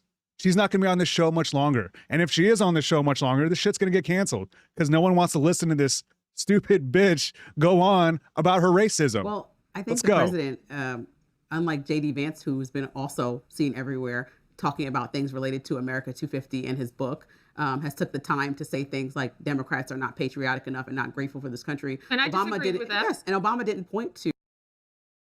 He doesn't disagree with that. Republicans What the or hell say is anything. that? He had Republicans sitting in that audience that you pointed out have a great relationship with he and his family. He talked about humanity, dignity, moral fiber, some way that we need to govern ourselves. He talked about the fact that we need to get back to a sense of center in this country that makes sure that we operate with those things that I just named. Like, we cannot have a picture of a pen for a former president in that esteemed global position. We have an auto pen. We cannot be tweeting out messages every day calling people dumb and out of their names consistently. I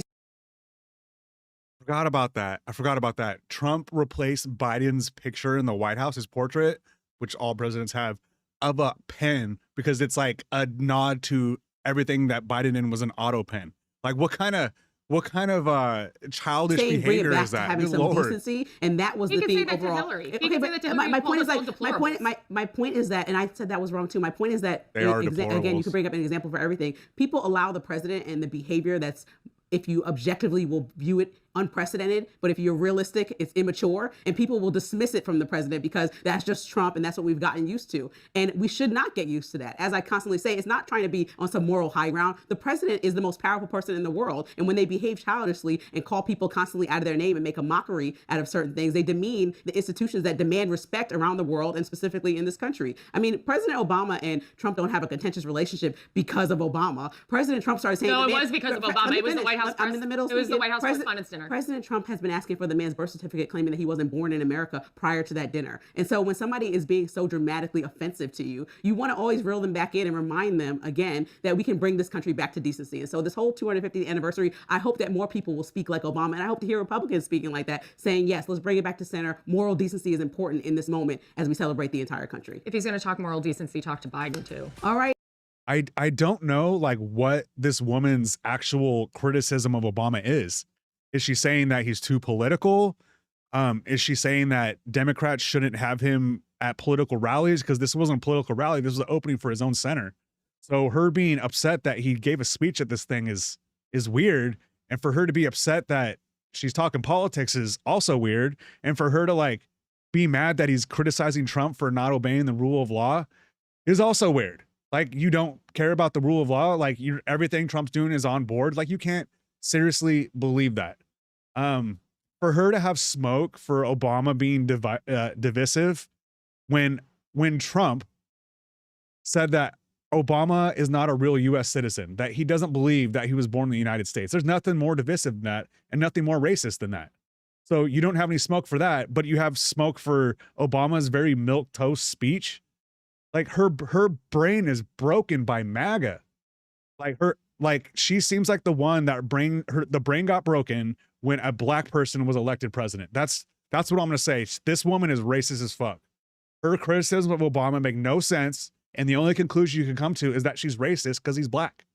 That's the only conclusion you can really come to, because her criticisms don't make any sense. And she is not alone. There are millions of Americans that look at Trump and look at Obama and say Obama is corrupt and a criminal even more than Donald Trump. Like, that is a broken brain, and I don't know if we're ever going to get through to these people. Like, I really don't. So I don't know what we're going to do with MAGA when we have idiots like this going on national TV and making absolute fools of themselves and being totally okay with it. MAGA is a problem, and we got to get rid of Trump. We got to get rid of MAGA. I don't know how we're going to do it. Maybe I could talk with Kyle Kalinske about it, because that guy's always seems to be ranting about Trump and MAGA. But yeah, something's got to change. But we can't have people Also, I just want to point out that I looked up this lady's name on the internet. I looked it up on Wiki. I looked it up on Google. Like, I just cannot find her name. And to be honest, her name doesn't matter. She's a MAGA sycophant. She has Obama derangement syndrome, and she's just an all-around racist, bigot, homophobe piece of shit. This lady sucks. And I'm pretty sure her media career will be over after this one, unless Fox News picks her up. But Fox News is probably gonna have to pivot a little bit too here. So yeah, the future of MAGA is not looking good. The future of Trump's not looking good, which I support those things. But yeah, I think we're gonna have some dark times before it gets brighter. And these MAGA sycophants, these guys gotta go. So that's all I got for you guys today. If you guys enjoyed this video, like, share, subscribe. And also, if you guys have any criticism about how my videos are put together, about my commentary, feel free to leave a comment. And dude, I'm checking my phone all the time. So I'll have a full-on conversation with you. I would actually appreciate that. So appreciate you guys, and I'll see you in the next video.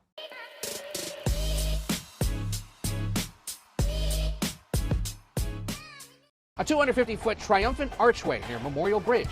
A 2-year-long Kennedy Center restoration project that's now stuck in a legal battle. The repainting of the Lincoln Memorial reflecting pool. An uplift at Lafayette Park in front of the White House. And a massive ballroom connected to the White House the Trump administration hopes will include a medical unit, a bunker, and even a landing pad for military drones. Instead of talking about the things that really matter to Americans, like healthcare, affordability, no new wars, we're talking about Trump's pet vanity projects. Let's take a look. If much of Washington, D.C. feels like it's under construction these days, it's because it is. In his second presidential term and ahead of America's 250th anniversary, President Trump turned his focus to one of his big passions, construction. They've wanted a ballroom at the White House for more than 150 years, but there's never been a president that was good at ballrooms. I'm really good. We're good at building. I'm good at building things, and we'll get it built quickly and on time. It'll be beautiful, top of the line. Former real estate developer has set his sights on renovating and adding iconic landmarks across Washington. I'm Ed O'Keefe with CBS News in the nation's capital, and here are the projects you need to know about. A 250-foot triumphant archway near Memorial Bridge. A 2-year-long Kennedy Center restoration project that's now stuck in a legal battle. The repainting of the Lincoln Memorial reflecting pool. An uplift at Lafayette Park in front of the White House. And a massive ballroom connected to the White House the Trump administration hopes will include a medical unit, a bunker, and even a landing pad for military drones. It was estimated to cost $200 million, but almost a year since its announcement, the price tag has ballooned to $400 million, with the president saying it's privately funded by himself and other, mostly corporate donors. We're donating it, not a penny to the taxpayer. It'll be under budget, ahead of schedule. It'll be $400 million or less. Most people say $400 million or more. No, it'll be less. Now the White House is waiting on an appeals court to say whether construction can continue. After a lower court ruled Congress must approve the project. New Washington Post reporting alleges the ballroom will now cost at least $600 million to complete, and some taxpayer money will be used for security functions. Here's what Senate Majority Leader John Thune said about the newly revealed details. And so the Secret Service and other agencies that protect the president are obviously going to be paying a lot of attention to how this thing is structured, how it's built. And I do believe that there is certainly some expectation that there would be dollars allocated for that purpose that would go above and beyond the private money that's been raised. In May 2026, members of the U.S. Commission of Fine Arts, all appointed by President Trump, approved a design for a 250-foot triumphal arch adorned with a Lady Liberty-like figure. The new arch would sit between the Lincoln Memorial and Arlington National Cemetery. It would also include a public observation deck. As you know, this year we celebrate America's 250th birthday. In honor of this historic occasion, President Trump and the Department of Interior will submit plans for the United States Triumphal Arch, which will be an architectural masterpiece to celebrate our history right here in Washington, D.C. The project's critics say the arch would dominate the skyline, towering over the 99-foot Lincoln Memorial. A group of military veterans and a historian have sued the Trump administration to block construction, but a federal court has yet to intervene. It's going to block the view between the Lincoln Memorial and Arlington National Cemetery, and that's actually a historic view. We don't need it. We don't want it. It's pompous. This money could be much better spent. In April, the president announced plans to repaint the reflecting pool sitting at the foot of the Lincoln Memorial. The new color, American flag blue. The move drew a legal challenge from the Cultural Landscape Foundation, which argued the project didn't abide by laws governing historic sites. So from 1922 to present, it really never worked. It leaked and was bad, and it looked terrible. It's supposed to be beautiful. The goal of refilling and reopening the pool before the 4th of July was met. But locals are now blasting the Trump administration as videos show the pool's water turned green again. A spokesman for the Interior Department says residual algae caused the color change and that the National Park Service has invested in a new filtration system for the site. Ed, some reflecting pool news tonight. The president now claiming vandals have attacked this pool that he's been renovating. What can you tell us? That's right. The president says the pool, which has turned green because of algae and has seen part of its bottom peeled off, now has to be drained and repaired again because he says vandals cut a 350-foot gash along the bottom of the pool. I asked him about it earlier. Do you have any proof of the slit? We didn't have a lot of them then. Who would think that somebody would go into a pool and take a knife and start cutting it? But do you have proof of that they used a knife? Do you have photos or videos? Well, let's put it this way. When you have a 350, I think it's 350, not 250, a 350-foot slit, from one end to the other. You think that's proof? The U.S. Park Police says it arrested 5 people on vandalism charges and issued citations to 5 others. Earlier this year, the board of the Kennedy Center, which is chaired by President Trump, chose to close it down for 2 years for renovations. That's when Ohio Democratic Congresswoman Joyce Beatty, also a board member, sued to block the move. Of course, they're going to fight us every bit of the way. There's going to be a legal fight. In 2025, the Kennedy Center's board of directors voted to rename it the Trump Kennedy Center, which led to mass cancellations from artists protesting the change. A federal judge ruled in Beatty's favor, and an internal memo instructed Kennedy Center staff to begin removing the president's name from the building. This is only the beginning, but I think this is a good start. Yes. That they understand they have removed from the website and from some of their social media. So today is a good day to see the scaffolding going up. We'll just have to wait. In May, President Trump posted to social media that he'd contributed funds to build fountains and rebuild part of Lafayette Park in front of the White House. We're really doing a job at Lafayette Park, which is really the entrance to the White House. And that's going to be completed very shortly, and it'll be incredible, as it was originally envisioned. Most of it we're doing as originally envisioned. And if you walk across the street to Lafayette Park, you'll see something that's incredible. I have so many thoughts when I watch this video. First of all, the ballroom. I don't mind that we're building a new ballroom. It is what it is, actually. Like maybe we did need a bigger ballroom, but to destroy the old one, not go through Congress, not get the appropriate funds through Congress, like doing everything you can in the most corrupt, fucked up way possible is why I'm mad about the ballroom. The whole ballroom thing is very weird at this point, and it's not even going to get finished by the end of his presidency. Next, the reflecting pool.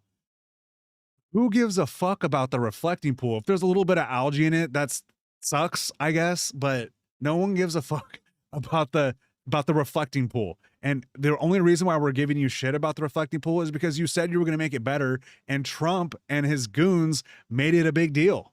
It's on you guys, and you spent what, $11 million on fixing the reflecting pool, and you didn't even fix it. That's why we're giving you shit about the reflecting pool. But furthermore, who gives a shit about the reflecting pool? $11 million could have spent in a lot of different better ways. Lastly, the arch. The arch of Trump. Are you kidding me? The Nazis, Hitler also built an arch. If you don't want us to compare you to the Nazis and Hitler, don't do Nazi and Hitler things. Building an arch is a Nazi and Hitler thing to do. Okay? And I kind of tuned out on news the last couple days because, first of all, the Iran war talks are complete bullshit. Even if they are real and they're actually talking, like none of the deals of the ceasefire make any sense for the US. It looks like we lost. It looks like a ceasefire. It's just embarrassing in general. And also the Epstein files, like no one's been prosecuted for the Epstein files. We got millions of pages, a lot of it's redacted, but we still have some stuff we can act on. And instead we're messing around with all these vanity projects. No one cares, dude. No one cares. You're wasting money on the National Guard protecting the reflecting pool. We didn't need that before you, Trump. We didn't need to open the Strait of Hormuz before you, Trump. It's just destruction and bullshit and MAGA propaganda, and this can't end soon enough. So that's all I got for you guys on the vanity projects. We need to not talk about the vanity projects as much and get back to the things that matter, like the Epstein files, no new wars, affordability, healthcare, for Christ's sake. All this is just distraction and noise, and we got to do better, America. We got to do better. So that's end rant for today. If you guys enjoyed this video, like, share, and subscribe, and I will see you in the next one.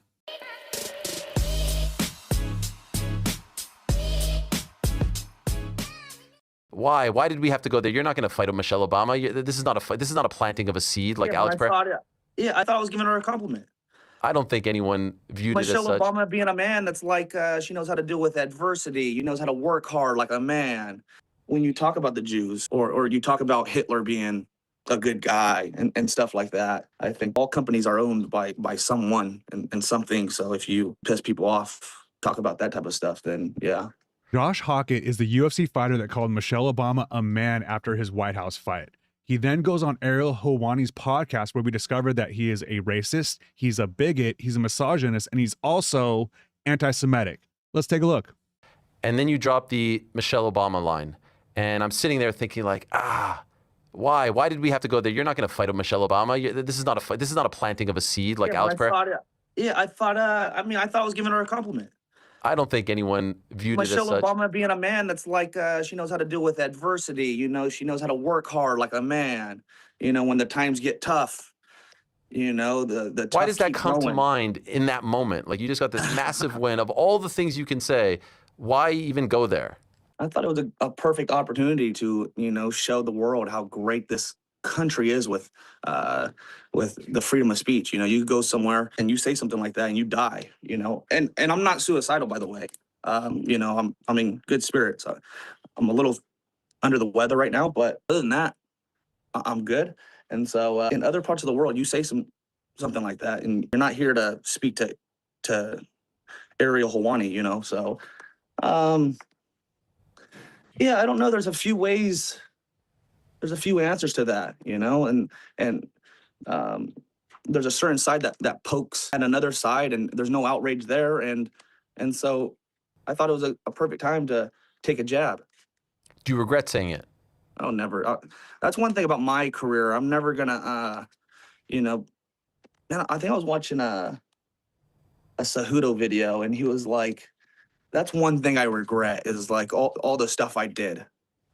Or you hear people backtrack, even the Strickland post-fight speech where he was like, "I'm trying to sell the fight, and I don't mean the things I say." I mean, you'll never hear me backtrack from what I say. Were you expecting that kind of reaction? Like you had, you know, the Gavin Newsoms of the world, to the DCs who I know you responded to on Twitter, like everyone weighed in on this, to Dana White himself, and none very favorably. Were you expecting that when you were thinking of this and eventually said it? Yeah, I mean, at the end of the day, I don't care. I mean, now I'm not trying to piss off the Dana Whites and Hunter Campbells and all the but they would also message me if they really felt like a certain way. Yeah, they could comment and stuff like that. But if they really felt a type of way, they would message me. But at the end of the day, like all the other people, it's like they weren't there when I was, you know, down. They weren't there when I was broken, and so I could care less what anybody thinks. You know, I'm here to make a splash, and I'm here to back up my words as well. And so if anybody feels some type of way, they know where to find me. And just to be clear, did they message you in the aftermath? No, they didn't. No one said anything. Even Dana at the press conference, I'm sure you've seen, he said he didn't like that. He put out a statement, but he said he also believes in free speech. So it sounded like he wasn't going to hold you back or reprimand you. That's why I respect him so much. You know, that's why I wanted to fight, you know, in the UFC, because you got bosses like that where it's like, if I would have said that in the NFL, I don't have a job anymore. And so that's why I respect them so much. Yeah, they could always feel some type of way. They could, you know, I respect their opinions, but it is a freedom. We do got freedom of speech, and so it is what it is. I don't like what other people say, but I got to deal with it. I got to live with it. I don't think they will, but I want to ask you anyway. Do you think that there is anything that you can do or say that would actually stop the UFC from giving you opportunities, meaning not push you because they're worried or afraid of you doing or saying something? Oh, yeah. Yeah, you know what that topic is. I don't know. I mean, you know exactly what that topic is. No, seriously, I'm not playing dumb. Tell me. Okay. I mean, I think when you talk about the Jews or you talk about Hitler being a good guy and stuff like that, I think there's all companies are owned by someone and something. So if you, I mean, you piss people off, talk about that type of stuff, then yeah. You think I probably wouldn't be here. I vehemently disagree with that because some of the biggest names in the UFC have said a lot of things about Jews as of late, and it hasn't held them back. Sean Strickland being one of them. A lot of people. But like I mean, I'm talking about maybe Bryce Mitchell in the sense of. He hasn't been held back. He's gotten opportunities. He just hasn't won all his fights. Well, that is fair, and maybe the matchups are not as good, but. Yeah, I don't know. Strickland, I mean, he's undeniable. Like he has a solid following, and I mean, he's ranked whatever. He was always top 3, and so you have to give those type of guys a chance. I don't know. I mean, that's how I feel. I mean, but I don't know. So We'll do see. you have a line? Do I have a line? No, but I mean, I'm always just going to speak what I believe at the end of the day. And so if I don't believe in that, I'm not going to talk about it. And so. In other words, is there something that is there a place you won't go? It sounds like no, just from the outside, but I don't know. Maybe like a dead father. I don't know if I'll go there, but I mean, it depends. It just depends. I mean, at the end of the day, it's just words in my eyes. And if they make you feel some type of way, I mean, people could do something about it. And so that's the beauty of this sport. Okay, that stammering, blubbering mess of an interview. Dude, I had to cut out so many just blank spots and him saying, and I mean, it was just constant. This guy is not, his unintelligence is oozing through the interview. So, what did he say about calling Michelle Obama a man? He says that is actually a compliment. Calling a woman a man is actually a compliment because men are so much better at dealing with stress and adversity. Okay, Josh, whatever you say, asshole. Next, he says that he said it to prove that America is the best country because we have freedom of speech. Yeah, calling one of the president's wife a man proves that the country has freedom of speech and it's a great country.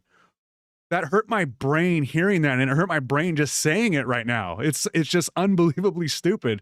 And then he goes on to say, so Ariel asked him, hey, is there anything that you could say that the UFC would, cancel you? And he handled it kind of weird because he said, you know what I'm talking about, the Jew thing. I don't want to say anything because they own everything. And, you can't say Hitler's a good guy. Dude, hey, saying Hitler is a good guy is one of the most anti-Semitic things you could possibly say. Josh Hockett is a Jew hater. When you say Hitler was a good guy, you're a Jew hater. When you say that somebody owns everything, that is anti-Semitic Jew hate right there. So where's the DOJ on this? You got a UFC fighter on TV spewing out anti-Semitic Jew hatred. But no, you arrested the guys that are saying maybe the Palestinians shouldn't be genocided. We're in a weird place right now, man. We really are. And he also goes on to say that, well, Ariel asked him, he's like, hey, is this like on purpose? Are you saying, provocative shit on purpose? And he basically says, yeah. He says, yeah. And I agree with him on that. Like, I really do. Like, the UFC is just very lame right now. And it's not just because of the politics. They just don't have any stars, and they haven't figured out how to create stars. Going out and talking shit and saying Michelle Obama a man is not the way. But he's trying to get himself out there by saying provocative shit. And it's not just this. He says provocative shit about all UFC fighters too. Like it's just kind of his brand. But he's not saying this just to be provocative. He is truly a shitty person and just a dumb guy. So that's Josh Hockett for you. UFC floundering about right now, but they're not going to do anything about this because Dana White 100% agrees with them and is best friends with Donald Trump. So you're not going to see Josh Hockett get punished any. But I will say this, the next time he fights, I'm going to be rooting for a knockout, man. I'm going to be rooting pretty hard for it. So I might check into the UFC just because I want to see this asshole lose. So he kind of winning on that mark, but still, it is what it is. So that's all I got for you guys today. If you guys enjoyed this video, like, share, and subscribe, and I'll see you in the next one.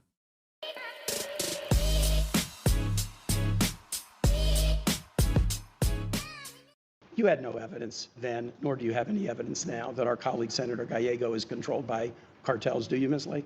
Well, we provided the receipts. The father was a high-level drug trafficker, trafficking hundreds of thousands. You said that Ruben Gallego was controlled by the cartels. Kari Lake is back in the news. She has a job in the Trump administration as the advisor to global media. Yeah. The election denier is the advisor to global media. She had a failed Senate campaign. She had a failed governor campaign in Arizona. She lost that Senate campaign to Senator Ruben Gallego. She claims that Ruben Gallego is a drug trafficker and has provided zero evidence, and Senator Tim Kaine is going to ask her about it. Let's go. Senator Kaine. Thank you, Mr. Chair. Ms. Lake, in response to a question from Senator McCormick, you said that you were proud of the way you ran your campaigns in 2022 and 2024. I want to ask you a question. On September 27, 2024, you gave a TV interview about your opponent, then House member, now our colleague, Senator Gallego, in which you said he is, quote, controlled by the cartels. His own father was a Colombian drug trafficker, and so he's got links to the cartel. A PolitiFact article on October 3, a few days later, rated that pants on fire.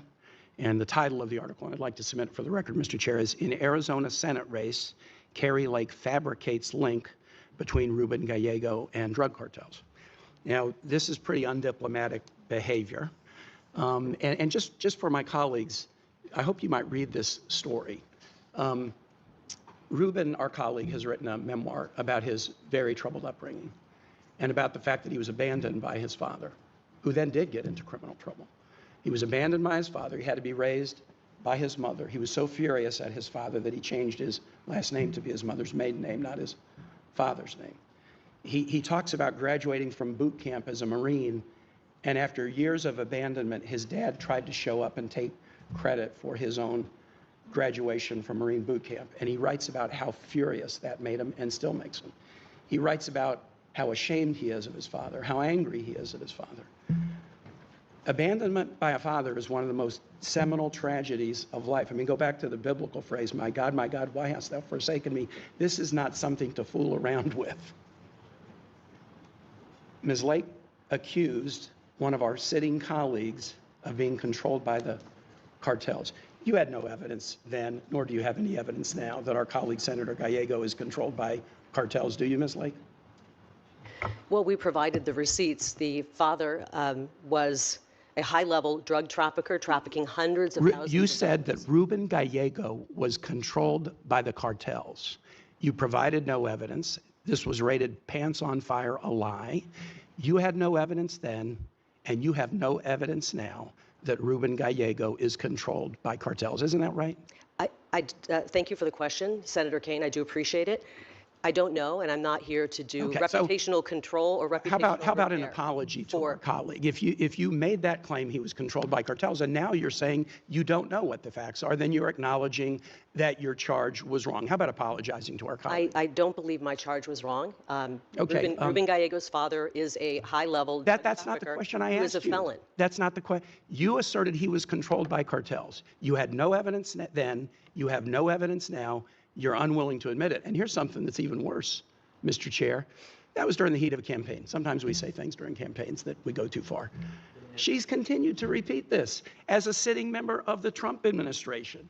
A couple months ago, Ruben Gallego put out a tweet against the invasion of Venezuela. He didn't mention Ms. Lake.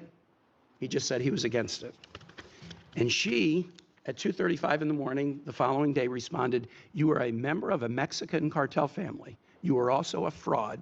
No one is surprised by your take." She's continuing to repeat a lie. She just told the committee she has no idea whether it's true or false, but she was glad to say it, and she won't retract it now. That should be disqualifying. Mr. Seger, I got a question for you. Kari Lake is just a straight up election denier. I don't know if she genuinely believes it, that Trump lost his election in 2020, that she lost her election in 2022, she lost her election in 2024. She claims election fraud in all of those. So I don't know if she actually believes that or she's just a liar. Maybe a little bit of both. I don't know. But the idea that Kari Lake is going to be the ambassador to Jamaica, are you fucking kidding me? I'm not saying we have to have a black person do that, but we can't have the whitest of white Karens be the ambassador to Jamaica. That's absolutely absurd. And what makes her qualified to be the advisor to global media? Absolutely nothing. Her only qualification is that she's an election denier. Absolutely absurd. The fact that Kari Lake is still around and in the Trump sphere and in our lives, man, that fucking sucks, because this woman is a complete lying piece of shit. This woman has got to go. Kari Lake is one of the worst members of MAGA that exists. I don't know if she was like this before Trump or Trump made her like this, but Kari Lake has got to go. He's going to get that ambassador job, but man, she's got to be on that list of people that are going to get taken down when Trump and MAGA die. And I can't wait for that day. When that day comes, I will bring that to you guys. So if you guys want to be here for that with me, please like, share, and subscribe, and I will see you in the next video.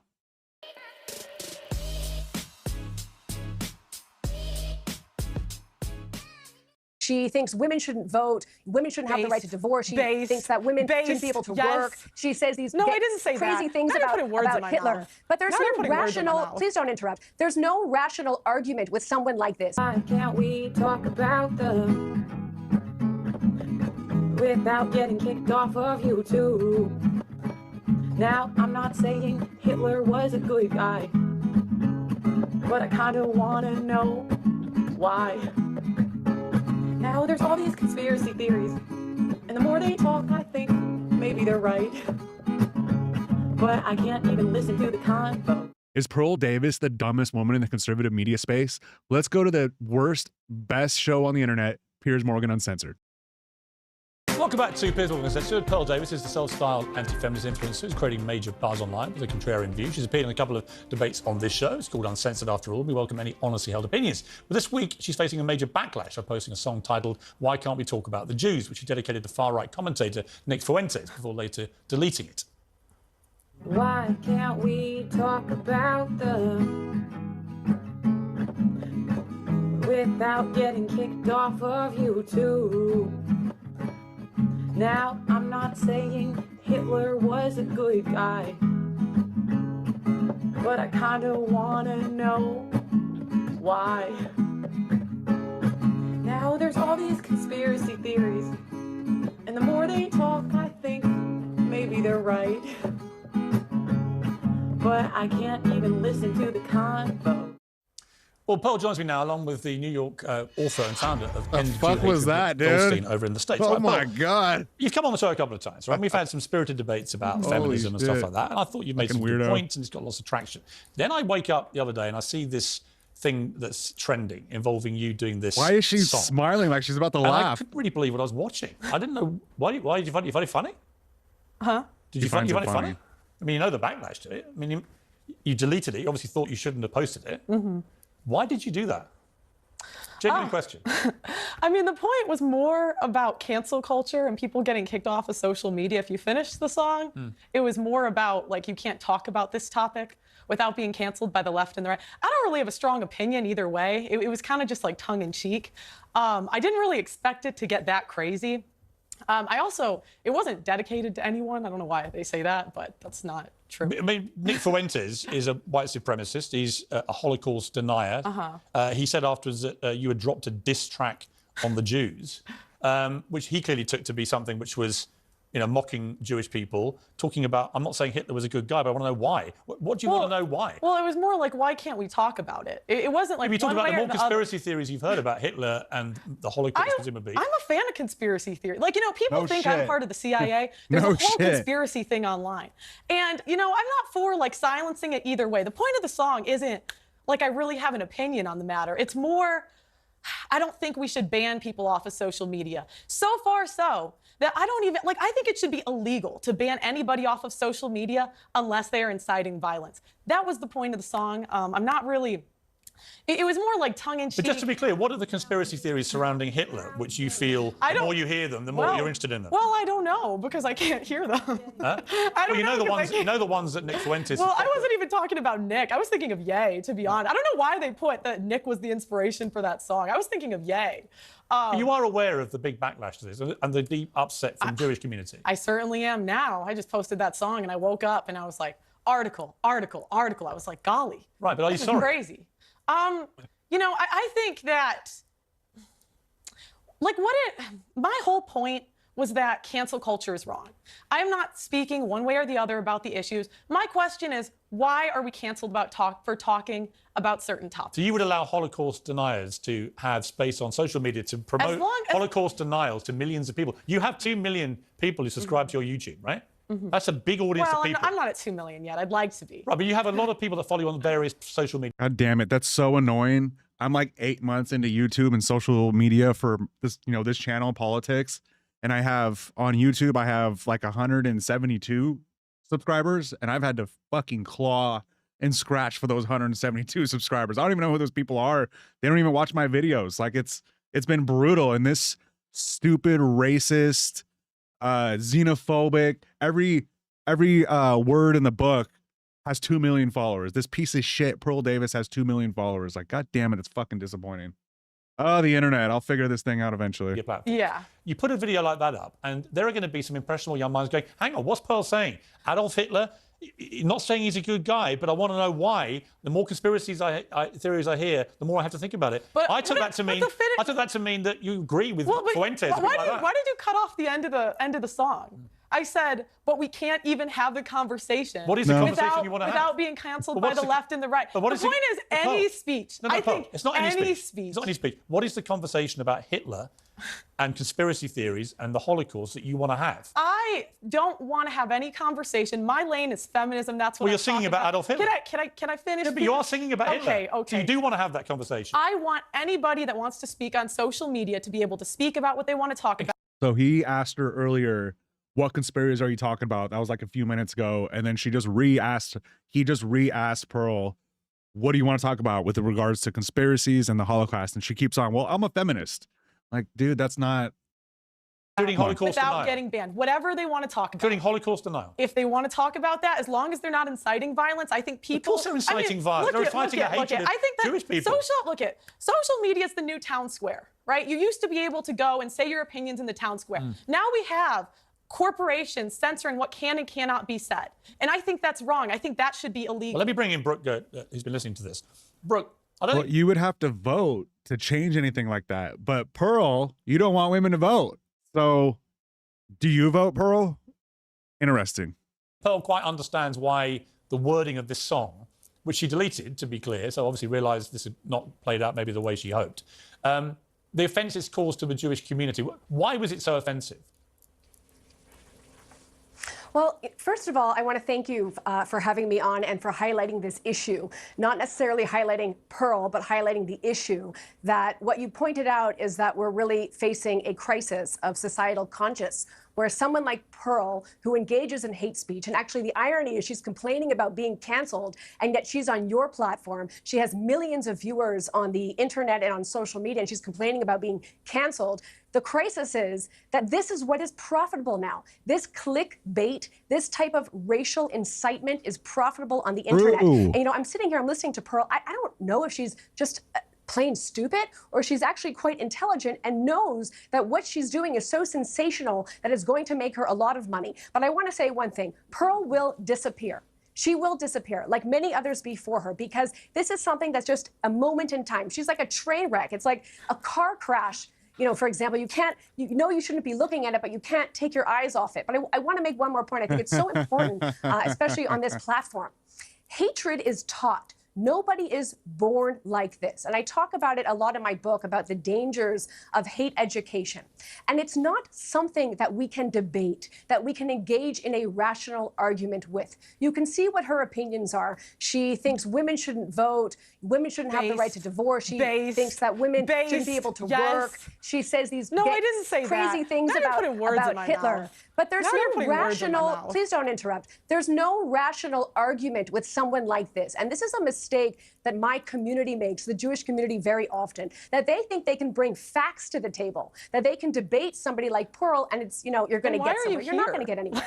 You're going to get somewhere only by shedding the light on this type of bigotry to expose someone like her. Let me just do a crazy monologue? person that she is. All right, bro, let me go back to Pearl. Pearl, let me just offer you some advice, right? Okay. Because I don't think you're stupid. And in the 2 appearances you've made previously on this program, I thought it was interesting. It was controversial in some ways, but actually a lot of people would have agreed with some of the things you were saying. There's no question about that. But you seem to know where the line was. Someone like Nick Fuentes doesn't know where the line is. Someone like Kanye West, who I interviewed after he went on some weird anti-Semitic trope nonsense. Kanye's been wiped out by what he did, or what he said about the Jewish people, because there are certain things where I'm absolutely in support of the concept of free speech, right? But you just want to point out that Kanye's not gone because of what he said about Jews. Kanye's gone because he's fucking crazy. Like, you're allowed to say shit about the Jews and not get canceled. Like, look at Randy Fine, for example. Look at the Trump administration. But dude's still Kanye is just a psychopath. Can't go around telling Jewish people the Holocaust didn't happen as Fuentes. And people are like, Fuentes does say things like that. But I'm not him. So you're bringing me up. So it's like, but when you sing a song, right, and you talk about Hitler. Who determines what the line is, Pierce? Well, I'm asking who determines? Do you get to determine it? No, Does she get to determine it? Who gets to determine what the line is? I'm asking you to work. The people that own the social media companies get to determine the line. It's their company. They put the money into it. They built it. They get to determine the line. Look at look at TikTok, for example. On TikTok, you can't. I don't even know what you could say on TikTok. Like when you go on the lives or whatever, like it's very unclear what gets you banned. and then go to X, and you could say literally anything on X. So like the difference between the companies are stark, but I don't hear you saying that we need to take down X. I hear you more talking about taking down Facebook because they agree with you less. So that argument sucks, especially from the right wing. In your head, I'm saying you're not a stupid person. When you say, I'm not saying Hitler was a good guy, but I want to know why. Right? When you talk about the more conspiracy theories about him I hear, the more I'm like, well, that's interesting. I'm just like agog that even now you don't seem to really grasp why singing that and releasing it to millions of people is incredibly offensive to Jewish people. I think at the end of the day, Pierce, I don't think it's for you to determine what speech should be allowed and not allowed. What about you determining? Why did you delete it? Why did I delete it? Yeah. Because it was just a headache, Pierce. Because you knew it was wrong? I just think it's like, it's not the hill I'm trying to die on. Right, but why did you choose that hill to die on? I didn't choose this hill to die on. You did. You released the video. I also released 10 different videos about 10 different other topics that But they're not day. talking about Adolf Hitler, are they? Are we not allowed to talk about him? You can talk about Hitler right to the point you say the more conspiracy theories I hear about him. Look, I think that anyone should be allowed to speak about any conspiracy theory on social media. That is my point. It's not about Hitler. It's not If about you really the believe what you Holocaust. did wasn't wrong, you wouldn't have deleted it. Oh, wow. Okay. Don't you think? Hold on. Not about Hitler. It's not If about you really the believe what you Holocaust. did wasn't wrong, you wouldn't have deleted it. Oh, wow. Okay. Don't you think? I agree with Pearl. Jesus, dude. Go on, bro. If I may just say one thing, as an attorney, I have to say that I do agree with her, that I am a free speech purist. And I think that even bigotry should be able to be spoken in the public sphere. But the problem of cancel culture is not against anti-Jewish speech. I think that's very clear. We see the scourge of anti-Semitism and Jew hatred rising on the internet. The problem is that there's no consequences for it. And the way that private companies How are there no consequences for it? Canceling is they're going after What I was saying. pro-Jewish speech. They're going after pro-Israel speech. I can't tell you how many times I'm contacted by people, and often my own clients, who are shut down on social media for saying anything positive about Jewish people, about Judaism, or about Israel. Yet these social media companies are unequally applying their own standards. And, while they're, for example, shutting down COVID deniers, they are allowing Holocaust denial speech. They are allowing people like Pearl to spew her hatred. So if we are really free speech purists, and that's what we are saying that companies should do, they should allow all speech. Yeah, I hear you. Listen, I would They're just say not. this to you, Pearl. Unless it's incitement to immediate violence. They're I not would free say this to speech you, Pearl. theorists. So we agree. No, Wow. Pearl, I would say this to you in conclusion. We're all on the same team now. In We're all- conclusion, look, you deleted this, so you clearly felt bad about what you'd put up, or you wouldn't have deleted it. You accept that? No. You don't accept it? I just, it's kind of a headache. I was like, well, it just seems like a lot of headache to me. Right, or did you realise, actually, in that moment, from the visceral reaction from the Jewish community, you crossed a line that you yourself should have worked out was there? Look, at the end of the day, Pierce, the song was about freedom of speech. It wasn't one way or the other. The song was about why can't we have these conversations on social media, and why do I keep getting... About why Hitler may be a good guy. And why do I keep seeing people get banned on social media? My point is, I don't think there should be a line unless you are inciting violence. Here's a line. Pierce, would we agree on that? Listen, yes or no? Yes or no? Would we agree? Here's my point. No, yes, You haven't no. answered my question. Okay. I'm not saying Hitler was a good guy, but I want to know why. I want to know why what? We can't have the conversation without being canceled by the left and the right. I just don't understand why you guys added. You guys cut out the Wait end a of the minute, song. Pearl. You did 75. Okay. The conversation about whether Hitler was a good guy. You want to have that conversation? I think that He murdered 12 I million think people, my whole including point, 6 million my Jewish whole people in the point- Holocaust. My whole point is we should be able to have that conversation. But whether on he's a good social guy? media. Yes, because it causes more commotion when you're starting to censor people. I don't agree. I think that's wrong. I think don't it's agree. wrong to censor anybody. Well, you know what? You can have that conversation. You had that conversation. You posted it. You haven't been cancelled. I've had you on the show because I thought you might, with time, to think about this, regret what you did, because you're not stupid. You do understand the offence it caused. And wanting to have the right to debate whether Hitler's a good guy is just cretinous. No, I want anybody to be able to speak on any platform. That was the point of the song. All right, let's leave it Can there. I point out a nuance here? Brooke, I'm sorry. I'm afraid we've run out of time, but thank you for coming on the programme. I greatly appreciate it. And Pearl, thank you for coming on. I appreciate it. Pearl Davis. I'm not sure exactly what's going on here. I think the first thing, there might be two things going on here. The first thing is that she's dumb. Like sometimes you could see intelligence in a person. So when a person's like super smart, you can feel that intelligence. But also when someone's super dumb, you can feel that intelligence. And when I look at Pearl, when I see her like having that uncomfortable smile, like I see a dumb person. So that's part of what's going on here.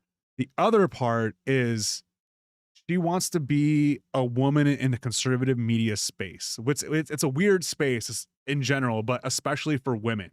So you know, a woman in a conservative space has to be like Erica Kirk, like a trad wife. Like you have to have children. You're not really supposed to work. You're supposed to be against women voting, which is weird because Pearl's in the conservative political media space and she says that women shouldn't vote. That reminds me of progressive friends that haven't voted since 2016 because Bernie Sanders isn't on the ticket.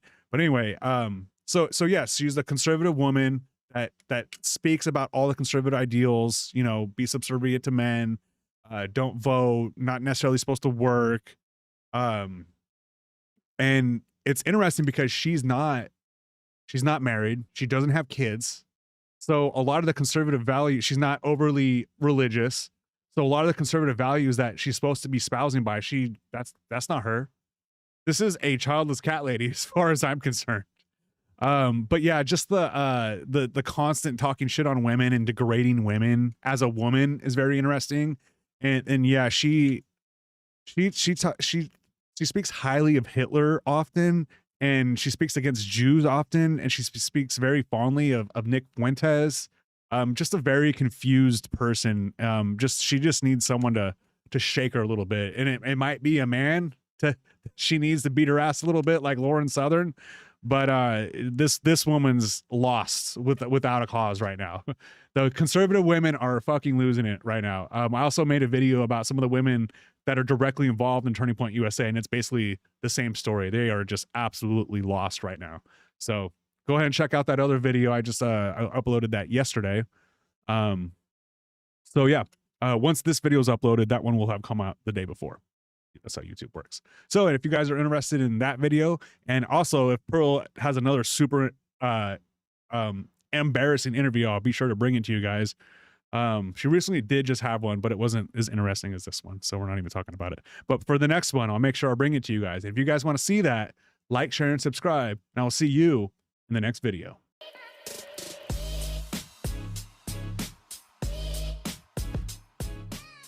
I don't think women should vote anyways. If somebody asked me, if the government was like, okay, if we could have a more conservative country, if all women gave up their vote, I would gladly give up my right to vote to have a more conservative country. There's a lot of churches that talk about it. Stone argues that women voters are too liberal, so the U.S. should shift to a one vote per household system. You guys might have heard of a trad wife before. A trad wife is a traditional wife. It's a woman that stays home, wears the apron, does the dishes, cooks, cleans, takes care of the kids, has kids, doesn't vote, doesn't work, doesn't talk back to the husband, basically a second-class citizen. So the conservative movement, more religious side, believes in this, that women shouldn't vote. So the conservative movement is having a tough moment right now because a lot of them, the really conservative side, are like, women shouldn't vote. And then the other women on that side are like, maybe I should vote.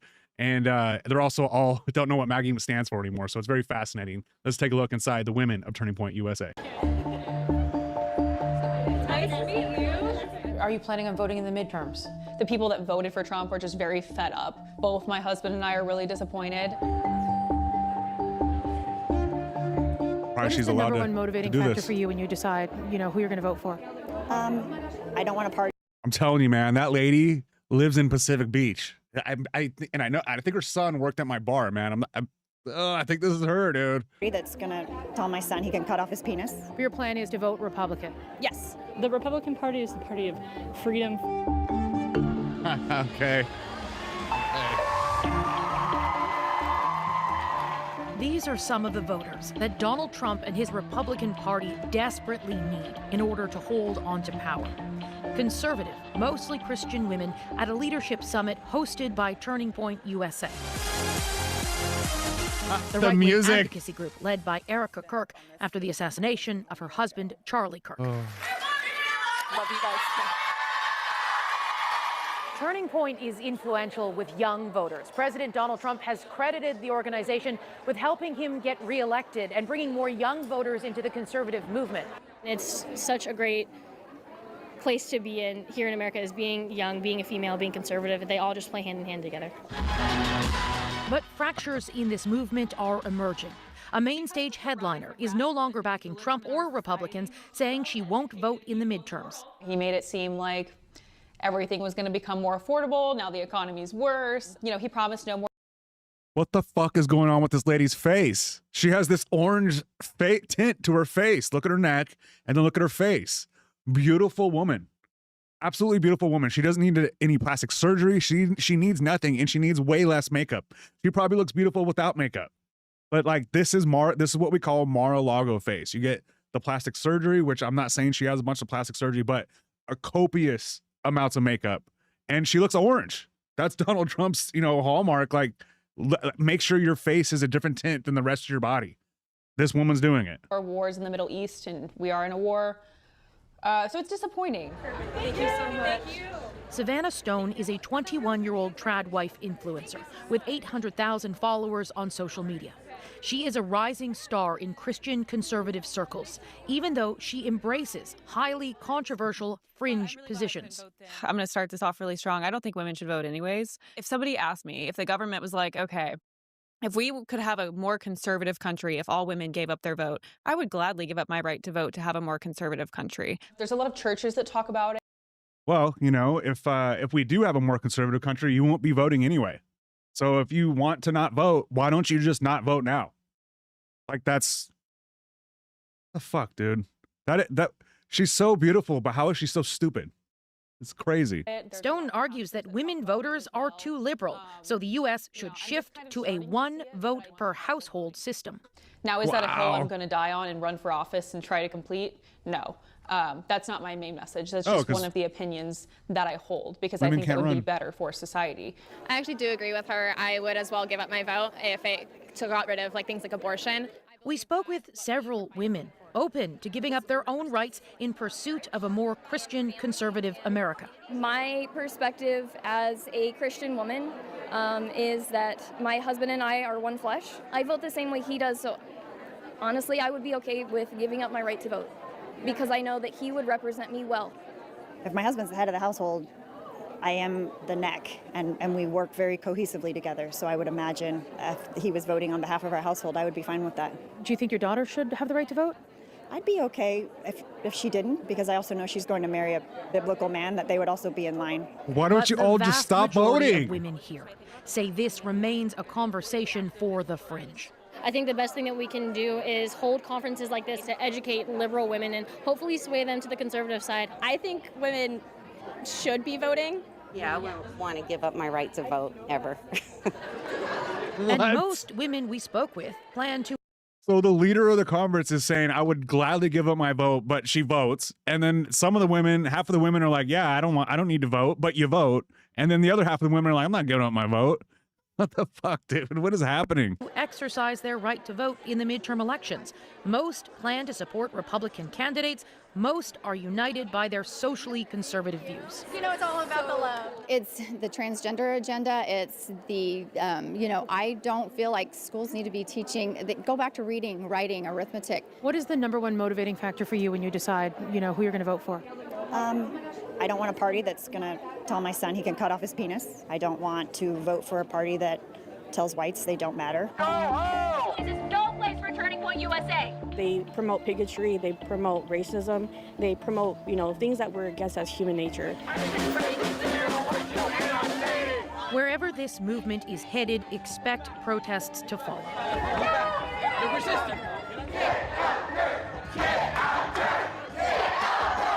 Are we having fun yet? Some demonstrators outside this event dressed as characters from The Handmaid's Tale, the dystopian book and TV series, to make their point. I have a problem with them trying to persuade people that their goal in life as a woman is to keep house and raise babies. What? You want to come say something to me, sweetheart?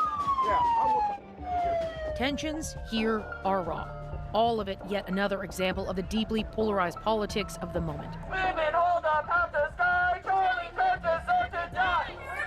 Look, the protesters are exactly correct. Like, basically the woman that was running this event, Erica Kirk, they're trad wives where their job is to be subservient to their husband and just have kids and raise a family. Like, you don't talk back to your husband, and you don't vote, your husband votes. You don't get to make money. It basically they're trying to push women back to how women's role was in the household back like in the 50s or even like before that. So yeah, they're trying to conserve the fact that women had less rights back in the day. And it's crazy to see women doing this. Like, I understand Charlie Kirk doing it, but like women doing it, Erica Kirk pushing for women not to vote, that's something. All right. True. These protesters' shouts infuriating some inside the Women's Summit. Happiness comes and goes, and I pray that you find it. Motivating others to push ahead, create the change they seek. So this is a conservative woman. Like, they want conservative women. Let me get this straight. Conservative women. Okay, let's just take the women in this room. Half of them don't want women to be able to vote. The other half want to vote. So half of them don't want women to vote, but they're at a political action conference. And then the other half want to vote, but they're hanging out with a bunch of women that want to take away their right to vote. The fuck? And then also, like, the conservative movement in general is not nice to women. Like, how many women are in the cabinet? Well, there is a few. That's a bad example, but you know, like, Trump hates women, dude. What are all the reporters that are getting bagged on by Trump? What are they? They're women. Are there any highlights really of Donald Trump like bagging on a male reporter? Not really. Like, we just saw Peter Doocy or Steve Doocy, whatever his fucking name is. He bagged on Trump right to Trump's face, and he just kind of took it. If that was a woman, he would have freaked out. He'd have been, listen, piggy. So anyway, yeah, women, like conservative women, have to understand you are a second-class citizen. Charlie Kirk preached for this shit, dude. You're a woman. You need to stay home and raise the kids. And then you got Erica Kirk, who was a trad wife. She stayed at home. She wasn't in public ever. Like, she was the trad wife, and her husband got killed, and now she's like at the head of Turning Point USA. Charlie Kirk would have never wanted a woman at the head of his political action conference. Absolutely fucking not.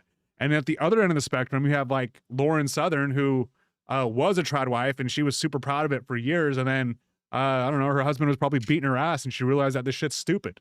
So conservative women are super lost. The other thing that was interesting in this is that the woman in the beginning said that, first of all, she said she thinks women shouldn't vote, but also she's not going to vote in the next election because she doesn't know what to do. Like Trump is doing a lot of the shit he said he wasn't going to do. He's not following through on his promises. So how do you even vote for a guy that didn't do any of the shit that he said he was going to do?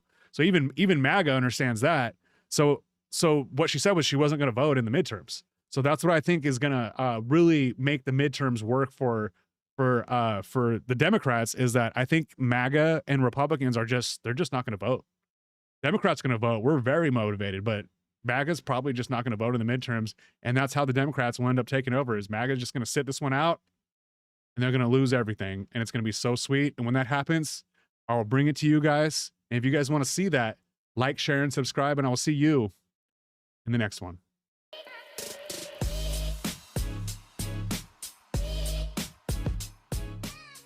So Trump says they're never going to be able to enrich this uranium. And if they do, I'm going to blow the hell out of the whole country. Okay, Are you willing to take him on his word? Hold on. No. There you go. You're not willing to take him at his word. I am. You're asking me for the specific name of people who put out documents before you'll believe what the Department of State did. But you just take the president at his word that he's going to blow up Iran if they start playing with uranium again. Because it has That's to do good with, enough for you. It happens to do with his legacy. Okay, I need to know the context and what, because he just doesn't say sentences. He says long paragraphs. All right, guys, Bill O'Reilly versus Chris Cuomo once again. I think they're friends, but I'm not entirely sure.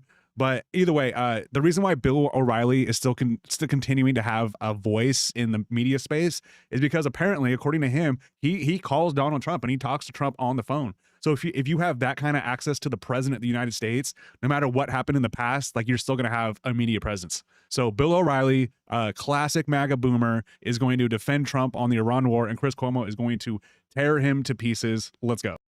This and why the president says it is such a major win for America. How do you see it? Well, this is Plan B. So Plan A didn't work. Plan A was kill the leadership and the people will rise up and we'll get rid of them once and for all. Didn't work.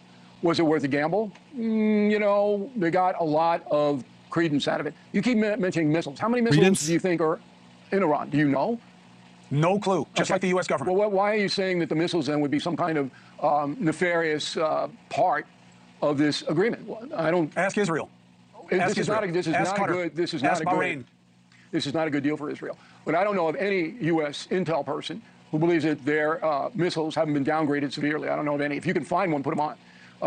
Number two. Here's what we know, okay? Not just the Wall Street Journal, which you say is the only fair newspaper in existence, but the Journal and other outlets have said we misunderstood how much they had been degraded, that their silos are able to be rebuilt very quickly. But that's not my point, Bill. I don't have to know the right answer. I'm not the president of the United States. But the president of the United States just said, I'm okay with them having missiles. How can I say Saudi Arabia can have them and they can't? Because one of them is an ally state and one of them is a terror organization. Okay. If a Democrat said that, your guys' heads would explode. I don't have guys. I didn't hear him say that. So, first of all, he said Cuomo called Iran a terrorist state. So, Cuomo is a centrist, right? So he's got to play both sides on Newsnate. He calls himself a centrist, so he tries to play both sides. But in reality, he's a centrist, but leans pretty far left. But like saying Iran is, you know, a terrorist organization is fucking stupid. But he gets almost everything right after that, though. And then O'Reilly saying he doesn't have people. Apparently, like he calls Donald Trump and just talks to Trump on the phone. That's his people, the liar of the United States. So he does have people. On having missiles. We just said it. All right, we just said it. Didn't hear it. Okay. He said it, I promise. Okay, I need to know the context and what, because he just doesn't say sentences. He says long paragraphs. But let's get back to the whole situation. So this is Plan B. And then Plan B changed, and this always happens in war, because of the damage to the worldwide economy. And Trump made the calculation, look, I can't absorb this. That's why Herbert Hoover rose from the dead and risk a worldwide depression. Plus, I think that in the United States, oil prices will come down to down in the mid-70s now. It's a big drop from 104 last week. And Trump hopes that the economy is going to smooth out fast and Republicans will win the midterm. So that was a big calculation. So Plan B is underway. Now, you keep saying that there's no diminishment in Iran's pursuit of a nuclear weapon. What the hell was that word salad he just put out there? That was just like stammering gibberish words. None of that meant anything. Jesus Christ, dude. Defending Trump losing this war and then surrendering to Iran, man, that is a tough fucking job, dude. Based on what? O'Reilly's career depends upon it. Actually, I feel like he's old now. He doesn't have that many more years left. Like he could just now become a guy that used to be a Trump guy, and then I don't know. Can this guy go away already? Who says Based that? on this memorandum of understanding. Well, it's not even mentioned. That. It says very clearly that Iran says it will not procure or build or do anything on the nukes ever again. Look, I don't believe that's what they said in the JCPOA. Okay, that's what they said a dozen times in different international agreements. That's fine. There's not even a single condition on what happens if they do in this. We'll see what happens in the ultimate deal. Well, But the president is saying it's better than the JCPOA bill. He says this document is better than that one. I'm not going to get into that because that's a Democrat. Of course not. No, it's a Democrat-Republican thing. You say it's not. It's a bullshit thing, Bill. No, it's a bullshit thing. The JCPOA had a list of conditions calculation and actions that had to be taken. This has none of that, Bill. It can't be as good as the JCPOA. It's not even close to it in its degree or its scope. Look, he said quite clearly in his presser today that if Iran misbehaves and you'd have to put uranium enrichment in that category, he's going to blow them up. And yeah, he said that 100 times. Okay, they're still there. You don't believe anything he says. He hasn't backed anything up. There's no reason to believe anything he says. You admitted that he's a fucking liar. How is he not lying about any of this? He said that the war was over 40 times. We can't believe him. His word means shit. You don't believe anything. And that makes me crazy. The man. No. And that makes me crazy. You don't believe him. You don't want to believe him. You're never going to believe him. So it's because I don't like Trump. So I don't like Trump. It's not because of the facts. It's not that you'd say the same thing if it weren't Trump. There are no facts. You haven't had. There are no facts. No, I'll give you one, and you're not going to be able to refute it. Okay. Okay. So, after Obama made the deal, the United States and all of the other NATO countries did not supervise the enrichment of uranium. It was not supervised at all. None. Okay, so Iran did what it did. Now, if you can bring in one person... So the IAEA, Grassi, the guy you say you interviewed, IAEA, 3 months before Trump left the deal, said that they were majorly in compliance with the deal. I didn't hear that. Okay, 3 months before he left. You got to get this guy on your program. It's pretty convenient No, what you don't listen I want to see the guy on your program. Then Wait, hold on. 3 months before he hold on. 3 months before, you can just Google it. Type it right now. While Google anything. Get him on the show. Have him on the record. I'm happy to get him on the show. I already know it's a matter of fact. 3 months before, they reported that Iran was in compliance with the deal. Trump leaves, and within 18 months, they're now enriching up to 80% to be pissed off about the sanctions and as payback. Trump exiting the deal created the situation that he said he had to fix. That's a fact. The guy that I talked to said nothing like that, and he's a weapons inspector too. And I got him on the record. You get one guy that say that, and I'll concede. Trump's State Department said it in 2018. Trump's State Department said it. Who said it in the State Department? The Secretary of State. The Department of State put out a statement that they were largely in compliance. Pompeo? Who put it out? Oh, so Pompeo? He wasn't Secretary of State. I'm asking. Look, this is the problem that we're having right now with MAGA Republicans. Like, there's objective reality that occurs in this world, and MAGA just doesn't want to accept objective reality. They just want to do whatever is beneficial to Trump, even when it's like glaring. It's glaring that Bill O'Reilly is wrong here, and Chris Cuomo is bringing up this objective reality. And God, Bill O'Reilly's like, the State Department, what? No one believes anything the State Department says. Well, it was Trump's State Department. Well, who? Pompeo. Well, now they don't like Pompeo because Pompeo ran against Trump and he said negative things against Trump. Like, this is the problem with MAGA, is that we could literally bring them facts and reality, and they're like, no, that's not the reality. It's fucking maddening. Who put it out? The Department of State. It's an official thing. They gave a statement to Congress. Ben, give me who's on the letterhead that went to Congress from the Department of State. That argument is fucking absurd. I don't understand the point of your question. Absolutely absurd. Are you saying it wasn't the real Department of State? Or you just don't like it? No. Or you want to say you didn't hear about it? I want the name of the person who came out and said. Ben, who was on it? Just tell me and I'll send it. Not that this changes anything, but go ahead. No, of course it doesn't. Because you want to believe one thing, and the MAGA people want to believe another thing. Let's do it this way. Bill, let's do it this way. No. Because the facts don't have sides, okay? If you want to say the Department of State didn't say that in 2018, fine. I'm not saying, I'm saying who said it, and you don't know. The Department of State. I don't have to have the name of the person who sent the letter to Congress. It comes from the U.S. government. I mean, come on, give me a break. Who signed the letter? You you are playing a silly not form playing of anything. gotcha. I'm looking so for you know. So when the Fed puts out the new interest rate, statement. you can tell me which board governor wrote the letter that says here's the new interest rate. You can tell me that, and if you don't, then it's not a fact. Come on. Cuomo's arguing with the fucking wall right now. He's trying to nail Jello to a wall. Like, these MAGA boomers just don't fucking get it. It's a specious suggestion. I don't believe it's a fact, but I could be wrong. But I'd like to know who in the State Department signed the letter, because I'm not aware of it. Okay. You're also not aware that the president just said that the regime should be allowed to have missiles because you didn't hear it. I didn't hear and you're not sure about the fact that when he left is when they started enriching uranium to 60% because you didn't know it. Bullshit. Bill O'Reilly didn't hear the fact that he's going to allow Iran to keep its missiles. That is a classic MAGA tactic. Oh, I didn't hear about it, so it didn't happen. Dude, you fucking heard about it. You're a liar. So I guess these can't be true, Bill. The timeline about enriching uranium, no one knows. No one's on the record. No one does. That's not true. Who? Here's the weird thing. Wait, the one thing that the IAEA, okay, I'll give you who. That the IAEA, the IDF, and the regime in Iran all agree on one thing, okay? Which is, it wasn't until after Trump left and they imposed sanctions that Iran started to exceed their enrichment capacity in gross fashion. Who in the IAEA said that? Grassi, Grassi. On your He's program? the head. No. Oh, so now if he doesn't say it on my show, I just it's not good enough for you. So I can find it. Oh, because the guys that I had on, we don't know because we can't get in. Go to Google and type in this. Again. This is fucking insane. Google's no good. Listen, Google's no all good. I'm saying is, this guy Grassi, see what he says. This guy Grassi, you're telling me, was allowed into Iran. The mullahs let him go in and evaluate their enrichment program. Is that what you're telling me? Here's what I'm saying. One of the major flaws of the JCPOA was that they didn't have great access and their monitoring equipment was messed with. No, they had access. They didn't have the access the way they wanted it. They didn't have any believed access. that they did have access. Who? They didn't have the access they wanted, and they believe. Will you stop with this stupid level of scrutiny? I'm trying to get to hard yeah, facts. because there's a guy named Scott Flannery, and he's from Massachusetts. He went in. Is it a fact now, Mr. O'Reilly? This is nonsense that you want to play with this kind of minutia to avoid the point. I want to see the Scott. point is this. I'm going to try to get him on my show, and I want you to try to get him on your show. You are filibustering because this is an uncomfortable situation, and I understand that. I'm asking you to back up, Cuomo. That's how I'm not filibustering. No, you're not. No, you are not. I'm asking you to back up what you said.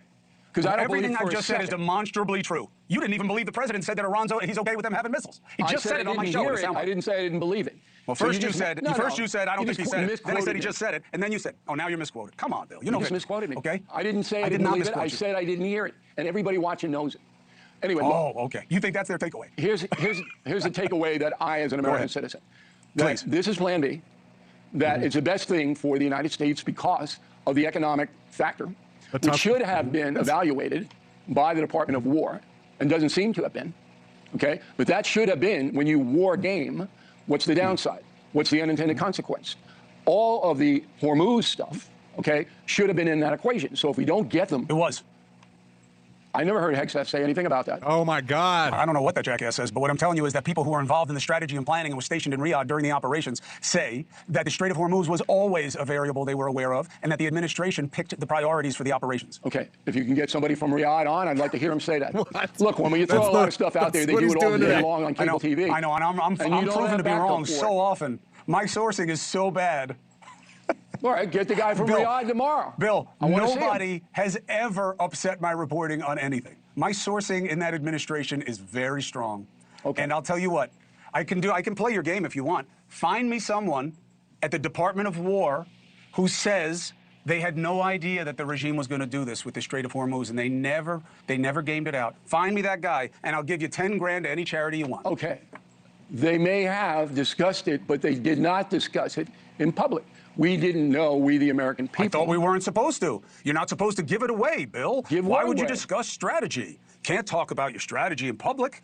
Can't talk about this. You give it to the enemy then. Oh, now that's we're why being they can't talk about it. Is that what we're Yes, because that's what you guys said when he didn't tell us anything about going to war. I don't have guys. You have a guy. I have no guy.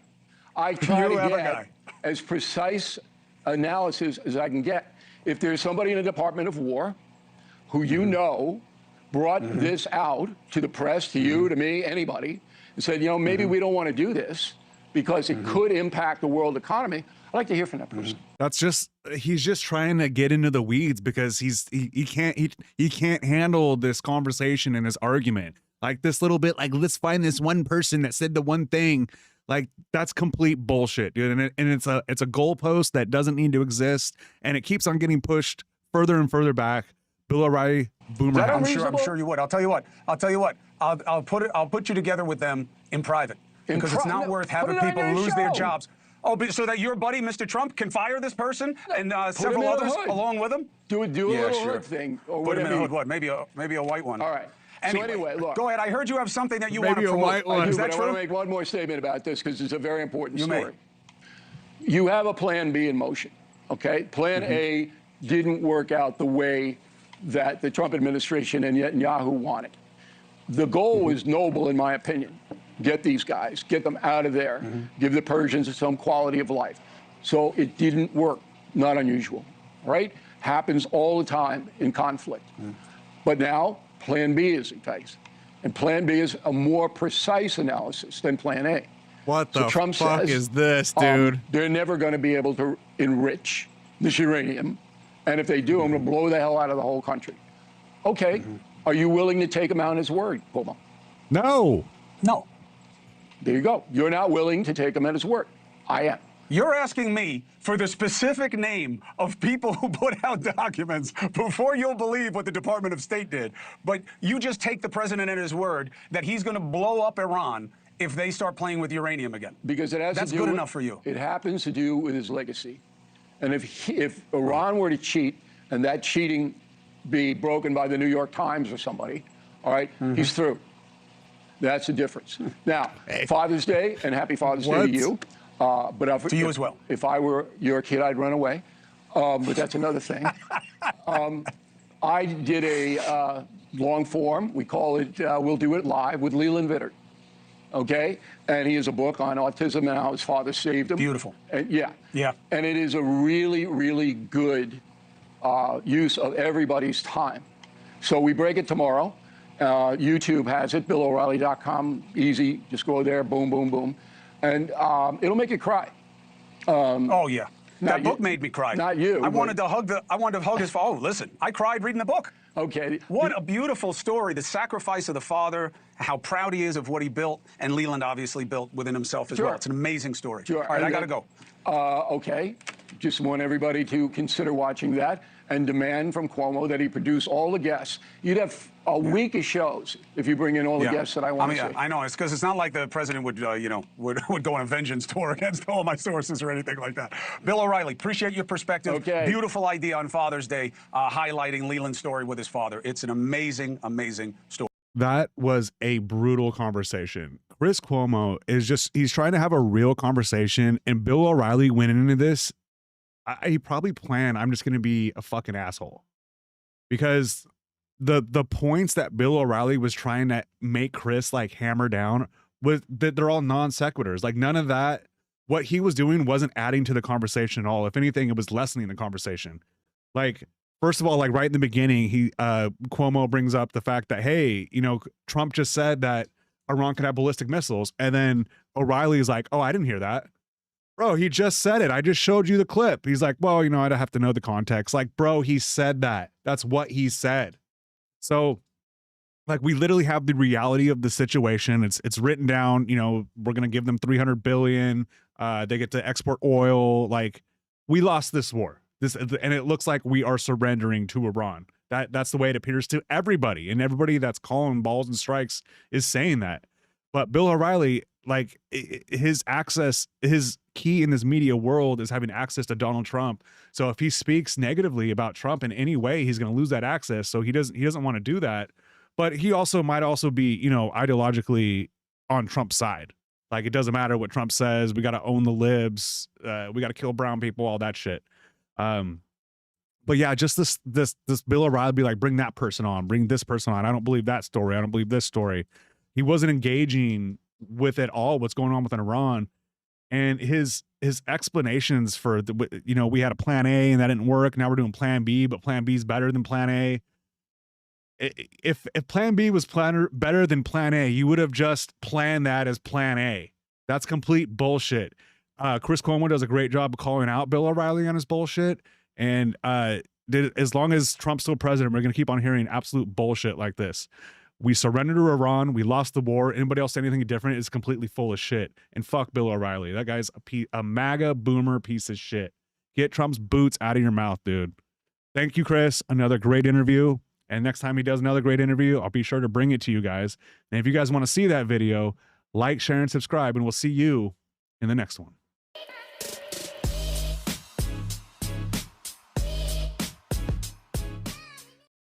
Some of us push back, and then we're told, and I quote, those who speak ill of Mark Levin are not MAGA. Well, the president, as he does, is pushing back at a criticism of yours that he thought was unfair. I mean, not just me. I mean, a lot of the non-interventionalists. But I talked to him last night. I said, Mr. President, I'm going to go on Megyn Kelly's show, and I'm going to defend the administration's policies. Absolutely, I love that. Because, again, he engages, and he's going to criticize you when he agrees or disagrees with you. He's going to say nice things about you when he agrees with you. But that's what I actually love about the president, is he's not like viewing these debates from the outside. He's participating in them himself. And again, Megyn, the frustration that I've had with, you know, the non-interventionist side has been that the attitude seems to be, we disagree with the president on this policy. Look, we can have that debate, but fine, okay? You disagree with the president on this particular policy. That doesn't mean you can give up on the entire enterprise. Yeah, no, and I agree with that. The reason why neocons are so much more effective in politics than the people on the other side in our coalition is because they play the game. As Trump is trying to end the Iran war, he sends J.D. Vance out on the interview circuit to do all the interviews with all the media outlets. So I saw that he went on Megyn Kelly. Now, lately, Megyn Kelly has been very adversarial towards MAGA and Trump. So I thought this would be a good interview and that she would really take him to task. Well, I was wrong. She ended up giving him a hand job underneath the table, pretending it was Donald Trump. Take a look. How about Hezbollah in Lebanon? Because, you know, that's a proxy that they're funding. Yep. And that could easily queer this deal. It could queer this deal this week, people fear. Never mind. Queer this deal? Do people say that a lot? On a go-forward basis, either side, Israel or Hezbollah. Sure. Look, it's always delicate with these things. And, you know, what we've seen with the ceasefire in Lebanon, and it's been clear, to be clear, a dirty ceasefire. There's been some shooting back and forth. But frankly, there's way less shooting now than there was 2 weeks ago. There's way less shooting 2 weeks ago than there was before. So with these things, as the President of the United States said a couple weeks ago, he said, sometimes a ceasefire just means they're shooting less. Yeah. And that's the progress. And then you get to the next stage. Is it included? Is Lebanon included? It never means that.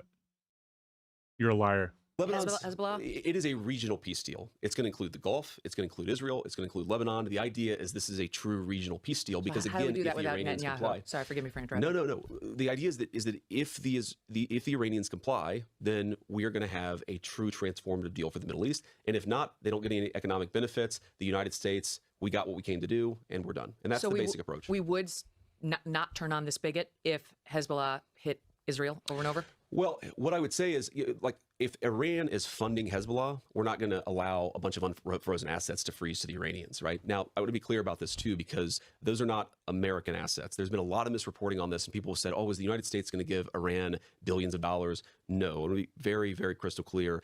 Even if the Iranians do everything contemplated by this deal, not a penny of American money flows to Iran. But let me give you an example of, one of these things that people Except for the $80 billion that we've already spent on the war, and it's probably more money than that. Again, have misrepresented. Let's say, for example, that the United Arab Emirates, they've been one of the best allies that we've had in the region. Let's say that they want to invest in a nuclear power plant in Iran. They really can't do that without us lifting some of the sanctions that exist in the global financial system to make that possible. Now, are the Emiratis going to invest in Iran, or is America going to let the Emiratis invest in Iran unless the Iranians change their behavior? No. So all these people say, well, you're giving Iran money. No, no, no. We're saying that if the Iranians change their behavior, we're going to let some of these other countries invest in rebuilding their country and creating some prosperity for their people. That's like a good thing, right? If the Iranians stop funding terrorism, if they're behaving and their relationship is transformed, not just with us, but with the whole region, like that's a thing to celebrate. Somebody said... Okay, so I'm going to stop you right there, JD. So when does the first check go out to Iran? Because we've heard multiple checks that the 14-point plan has talked about. Trump's talked about money. Iranians are talking about money. Pakistan's talking about money. You're the only one saying that they're not getting any money. You're saying that they might get it eventually, but when is that? When is that? The ceasefire is supposed to be signed on Friday. Like, when do they get the money? I forget who, but somebody said, this is like doing the Marshall Plan when the Nazis are still in control. And that's wrong in a few different ways. Number one, the Marshall Plan was a lot of American tax money. This is not American tax money. Number two, we're saying you only get the benefits of the bargain if you change your behavior. If that happens, we're talking about a transformed Middle East. That's a great legacy for the president, but more importantly, it's a great one for the American people. Will we have inspections of whatever they are or aren't doing when it comes to nuclear/enrichment? I mean, and is it... And Megan asked earlier, like, what about Netanyahu? How can this be a deal if Netanyahu's not behind this? She just like let that go. It's funny. I find it funny that Megan sometimes she has so much smoke for the Trump administration, and she actually has someone from the Trump administration right here, and she's giving him a fucking hand job. Like, this is a softball interview so far. Enrichment even on the table, because I haven't been able to totally understand what President Trump is saying on that. If they want the benefits of the bargain, enrichment is going to be on the table, and more importantly, verification and inspections is going to be on the table. But that means we let them do it a little? Like, what else are we inspecting? No, look, our plan is, well, what we would be inspecting is the full part of building a nuclear weapon. So I'm hardly a nuclear engineer, so forgive, the scientists are going to have to forgive me for this summary, but building a nuclear weapon is the infrastructure to enrich uranium. It's the infrastructure to turn enriched uranium into nuclear fuel. It's the infrastructure to turn that nuclear fuel into a bomb that you can detonate. It's the delivery mechanism for that bomb. The cascades and the centrifuges. All of this stuff, right? Can those stay, or are those coming out? Our plan under this deal is, again, the Iranians are getting a lot of benefits so long as they dismantle that nuclear weapons program. And again, people always ask me, why do you believe them this time? I don't believe them. I don't trust Megan. I don't trust anything that anybody says. Why would they believe you, dude? Why would they believe you? That's actually what matters here. And the way this deal is structured is that as they do more, they receive more. As they do less, they receive less, and that's the basic structure. Now, that is the most ridiculous fucking thing I've ever. That is ridiculous. That, like, how do you measure these? How do you measure these things? Like, it all sounds so subjective and made up. Reaction to this from the neocons, from the hawks, has been negative already. They're mad that they can't see the memorandum of understanding, which I get, actually, in their defense. Why can't they see? Why can't we all see the MOU right now? Because it's bullshit. That's why. And it's a capitulation to Iran so that this war can end, so that Trump can do well in the midterms. That's why we haven't seen it. Well, so first of all, the president said by the latest Friday, possibly as early as tomorrow, we're going to release the memorandum of understanding text. The reason why we haven't released it yet is there are some delicate diplomatic things going on where the Iranians, and not just the Iranians, but some of our mediators, the Pakistanis and the Qataris, have asked us to sequence this in the right way. I don't, frankly, fully understand it, but there. No shit, dude. We know that you don't fully understand it. Sensitivities that exist in the Arab and Muslim world that we're trying to be responsive to. Fundamentally, does it really matter if the deal comes out on Wednesday versus Friday? No. That's why we haven't emphasized it so much, is because at the very latest, the text is going to be out on Friday. Okay, yeah. I mean, you've already signed it, but it's not like legally binding to where you can't undo it. It's a diplomatic agreement. So it's, if people freak out, there's an utter meltdown here in the United States, it could always be undone if you change your minds. Exactly. And again, I could summarize this deal in like... Wow. Megan is 100% carrying water for JD Vance in this administration right now. Like this, wow. It's funny because, like, I heard people proclaim, like, oh, Megan, she's switching sides. She's not MAGA anymore, even though she said MAGA's dead. She's carrying water for MAGA right now in this softball two or three interview. sentences, which is that if the Iranians change the way that they behave with regards to their nuclear weapon, with regards to their financing of terrorism, we are going to bring them into the world economy. If they don't, we won't. It's really that simple. Okay, so here's some of the reaction. Mark Thiessen said if the deal terms are accurate as has been leaked, it's a complete disaster. He's calling this, by the way, the Vance deal. I wonder why he doesn't call it the Trump deal. I wonder too. There is Ben Domenech, who was on Special The Report most last night. uncomfortable hillbilly fake smile I've ever seen in my life is what Vance rolls around with. Holy, what a weird looking guy, dude. I wonder who that's a reference to. Seems to be a shot at you, sir. Not bold foreign policy. There's a guy named Yinon Magal, who is an Israeli journalist who's very close with Netanyahu, who is basically his mouthpiece, who called you a lowlife, called Donald Trump a loser. The Israeli ambassador to the United States called this so disappointing. Then there's Mark Levin, who's been rage tweeting about it every 5 minutes. He demands to see the memorandum. He demands that this be treated like a treaty, to where now you have the congressional approval for the MOU. The Constitution does say you need approval to declare war, which Trump doesn't think he did and didn't seek. But now, and he defended him on that. But now that we're ending it, which you definitely don't need congressional approval for, he wants this treated like a treaty and is demanding. No, because it's like a delay. It's like a delay, so you can't hear yourself out in real time. If it's not a treaty, then what is it? It's memorandum? Can I treaty? Like, am I able to use it? What's the fucking difference? I'll tell you what the difference is. There is no difference. You can't. They're grasping at straws and trying to play semantics games that have no real bearing on what the outcome actually is. Maybe I really firmly do believe that the president. This is not was never a full scale war in the conventional. Why is it so difficult? This was always a full scale war. What if I turn off direct lying monitoring? Asshole? Would that work? Sense of it. So we definitely made sure that we actually it did seem him to here. So I wanted to defend the administration on that point. But it is kind of ironic that they were really worried about stopping this thing, but they were completely gung ho about starting this thing. And look, I want to be responsive and charitable to some of these concerns. You got to do. So first, wait a minute. You're surprised that the neocons are okay with you starting a war, and now they're mad that you're ending the war. That's why that's turned off. Okay, thank you, Captain Obvious. Well, why do they believe Iranian propaganda only about one thing, the peace deal? They don't seem to believe Iranian propaganda, rightfully so, about anything else. So if you're in the position of endorsing Iranian propaganda only when it's related to this peace deal, then maybe you should check yourself a little bit and question your sources. The second thing that I'd say is, what is their alternative? If you look today, Brent crude is around $78 a barrel. West Texas crude is even lower, $75, $73 a barrel. I mean, the numbers float around a little bit. But what that means is lower gas prices for Americans, lower energy costs for Americans. That means that this little blip that we've had of an increase in energy costs, which has caused a lot of people some problems, we're now getting back to normal.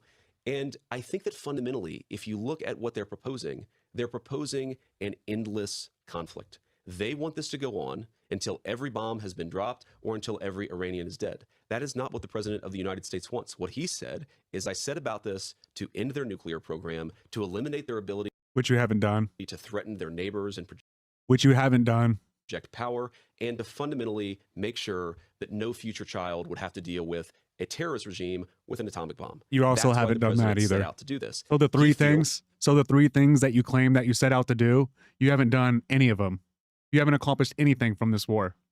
And he's right that he's accomplished that goal, and now we can get to the negotiation to see what are the other benefits that we can get from this, and frankly, what are the benefits the Iranians could get from this if they behave. I just don't think that people who are criticizing this, one, they're not actually dealing with the reality of what's in it, and number two, they don't have an alternative. If your alternative is just to drop bombs without any clear goal or any clear American... You guys think that she's going to ask about the $300 billion? God, I hope she does. ...an interest implicated, then you're not making wise decisions on behalf of the American people. The president is, and that's why we're in this position. I'm going to give you a shot from Sound on Tape from John Podhoretz, who is the chief over at Commentary Magazine, which is very pro-Israel, very neocon-y. Preview, he's not happy. Here it is. I honestly don't know if it could be worse. America is going to be in a strategically, tactically, and militarily worse position than it was under Biden. He made a choice to test America's resolve, and he has choked. He has chickened out. He has bled himself dry. Trump, the crazy lunatic psychotic who doesn't care about lives and will do anything and do anything, could not bear the idea of putting a boot on the ground anywhere in Iran and could not bear the idea of a single American possibly being taken hostage, which I understand. I'm not saying that either of those is a good thing, but if you're going to go to war, you have to put boots on the ground. Everyone in the military has volunteered to put their lives on the line for their country, and that the country itself may have to sacrifice in the form of wildly higher oil prices if you think that the American national interest has to be engaged in this process. And if you go into the process and you lose it, and it's a complete war of choice, you have made things worse. The situation is worse. I agree with everything he said there. Went in with no plan. You haven't accomplished anything. The Strait was open before the war. Gas was cheaper before the war. And thousands of Iranians were not dead. 13 American service members were not dead. Now, here we are. Over 100 days later, we haven't changed anything. We're in the same position or even worse that we were before. What's on that? Well, there's a lot to respond to in there, but I actually think, John, I appreciate that because John is kind of giving away the game. He's saying he really doesn't care that much about higher oil prices for Americans, doesn't care about high gas prices, and he wants boots on the ground and doesn't seem to care about casualties. Exactly. He didn't say that. He didn't say any of that. He didn't say that he's okay with higher oil prices. He said they shouldn't be high because you shouldn't have invaded. He also said that you can't start a war. You can't do a war without putting boots on the ground. You thought you were going to change the regime. You thought you were going to end the nuclear program without putting boots on the ground. You thought you were going to do it with airstrikes. And clearly, as we could see, it's not working. So JD Vance is living in an alternate reality right now. And if Megan doesn't call him out for this, she's doing a bad job as an interviewer. It's boots on the ground and casualties in a country of 95 million people where, again, the president of the United States never said that his goal was to install Reza Pahlavi to become the new leader of Iran. What he said is if the Iranian people want to rise up, great. That's their business. That's between them and their government. What we want is a cessation of their nuclear program, either through diplomatic means or through military means, as he ultimately went down that pathway. And I think, Megan, there's actually a deeper foreign policy debate that I think the last few months has sort of papered over here, which is when President Trump uses military power, he's not an isolationist, right? He's not a Rand Paul guy, Ron Paul guy. Clearly. He never has been, never was. But what he is a guy who says, if I'm going to use American military power, I want to accomplish a discrete objective. And every single day I saw it very, very much on the inside. He was asking, have we accomplished that objective? Can we stop this? And once we got to the point where people were saying, yes, we feel like we are in a much stronger position. We feel like their nuclear program is destroyed. We feel like their conventional military, it's going to be impossible for them to rebuild it for very, very many years. He said, okay, then I want you to go and negotiate a deal that transforms the Middle East. And that's what he did. Thanks for watching this. Megyn Kelly still doing state-run TV over here. Embarrassing. Like I had so much hope for Megan. Like over the last few, well, it's complicated with her because like a few months ago she said that Trump could drop a nuke and she wouldn't get mad at him, and then a week later she's like, "Hey, this war's stupid. What the hell is going on here?" But when you really talk to her, talk about how the war's stupid, she mentions Hegseth and other guys like that. She doesn't really. She tends to not directly criticize Donald Trump, and that's kind of where she comes up short. Now she has been more candid about like some of the rape allegations and the Epstein allegations, but still she's still supporting him, so she's not that worried about it. Yeah, man, I thought she'd do a good interview here, and that was a state-run hand job that she just gave to JD Vance. JD Vance had way more, adversarial interviews on what was it, Meet the Press, State of the Union, The View. Megyn Kelly, man, she had a good opportunity here to ask some solid questions. Things that she didn't ask was, hey, what's the deal with Netanyahu? How does he feel about this plan? And what about the $300 billion that we keep on hearing about? So the most important parts about this peace deal, peace memorandum, whatever you want to call it, were not addressed in this interview that I saw anyway. It was a longer interview, but I just took some clips from it. But it seems like it was a Sopo interview. We didn't get any answers out of it. And the way this administration and JD Vance are talking about this peace deal leads me to believe that there is no peace deal. This is all just bluster and a waste of everybody's time and effort. So if there is a peace deal that comes across anytime soon, I'll be sure to bring it to you guys. And if you guys want to see that, like, share, and subscribe, and I'll see you in the next video.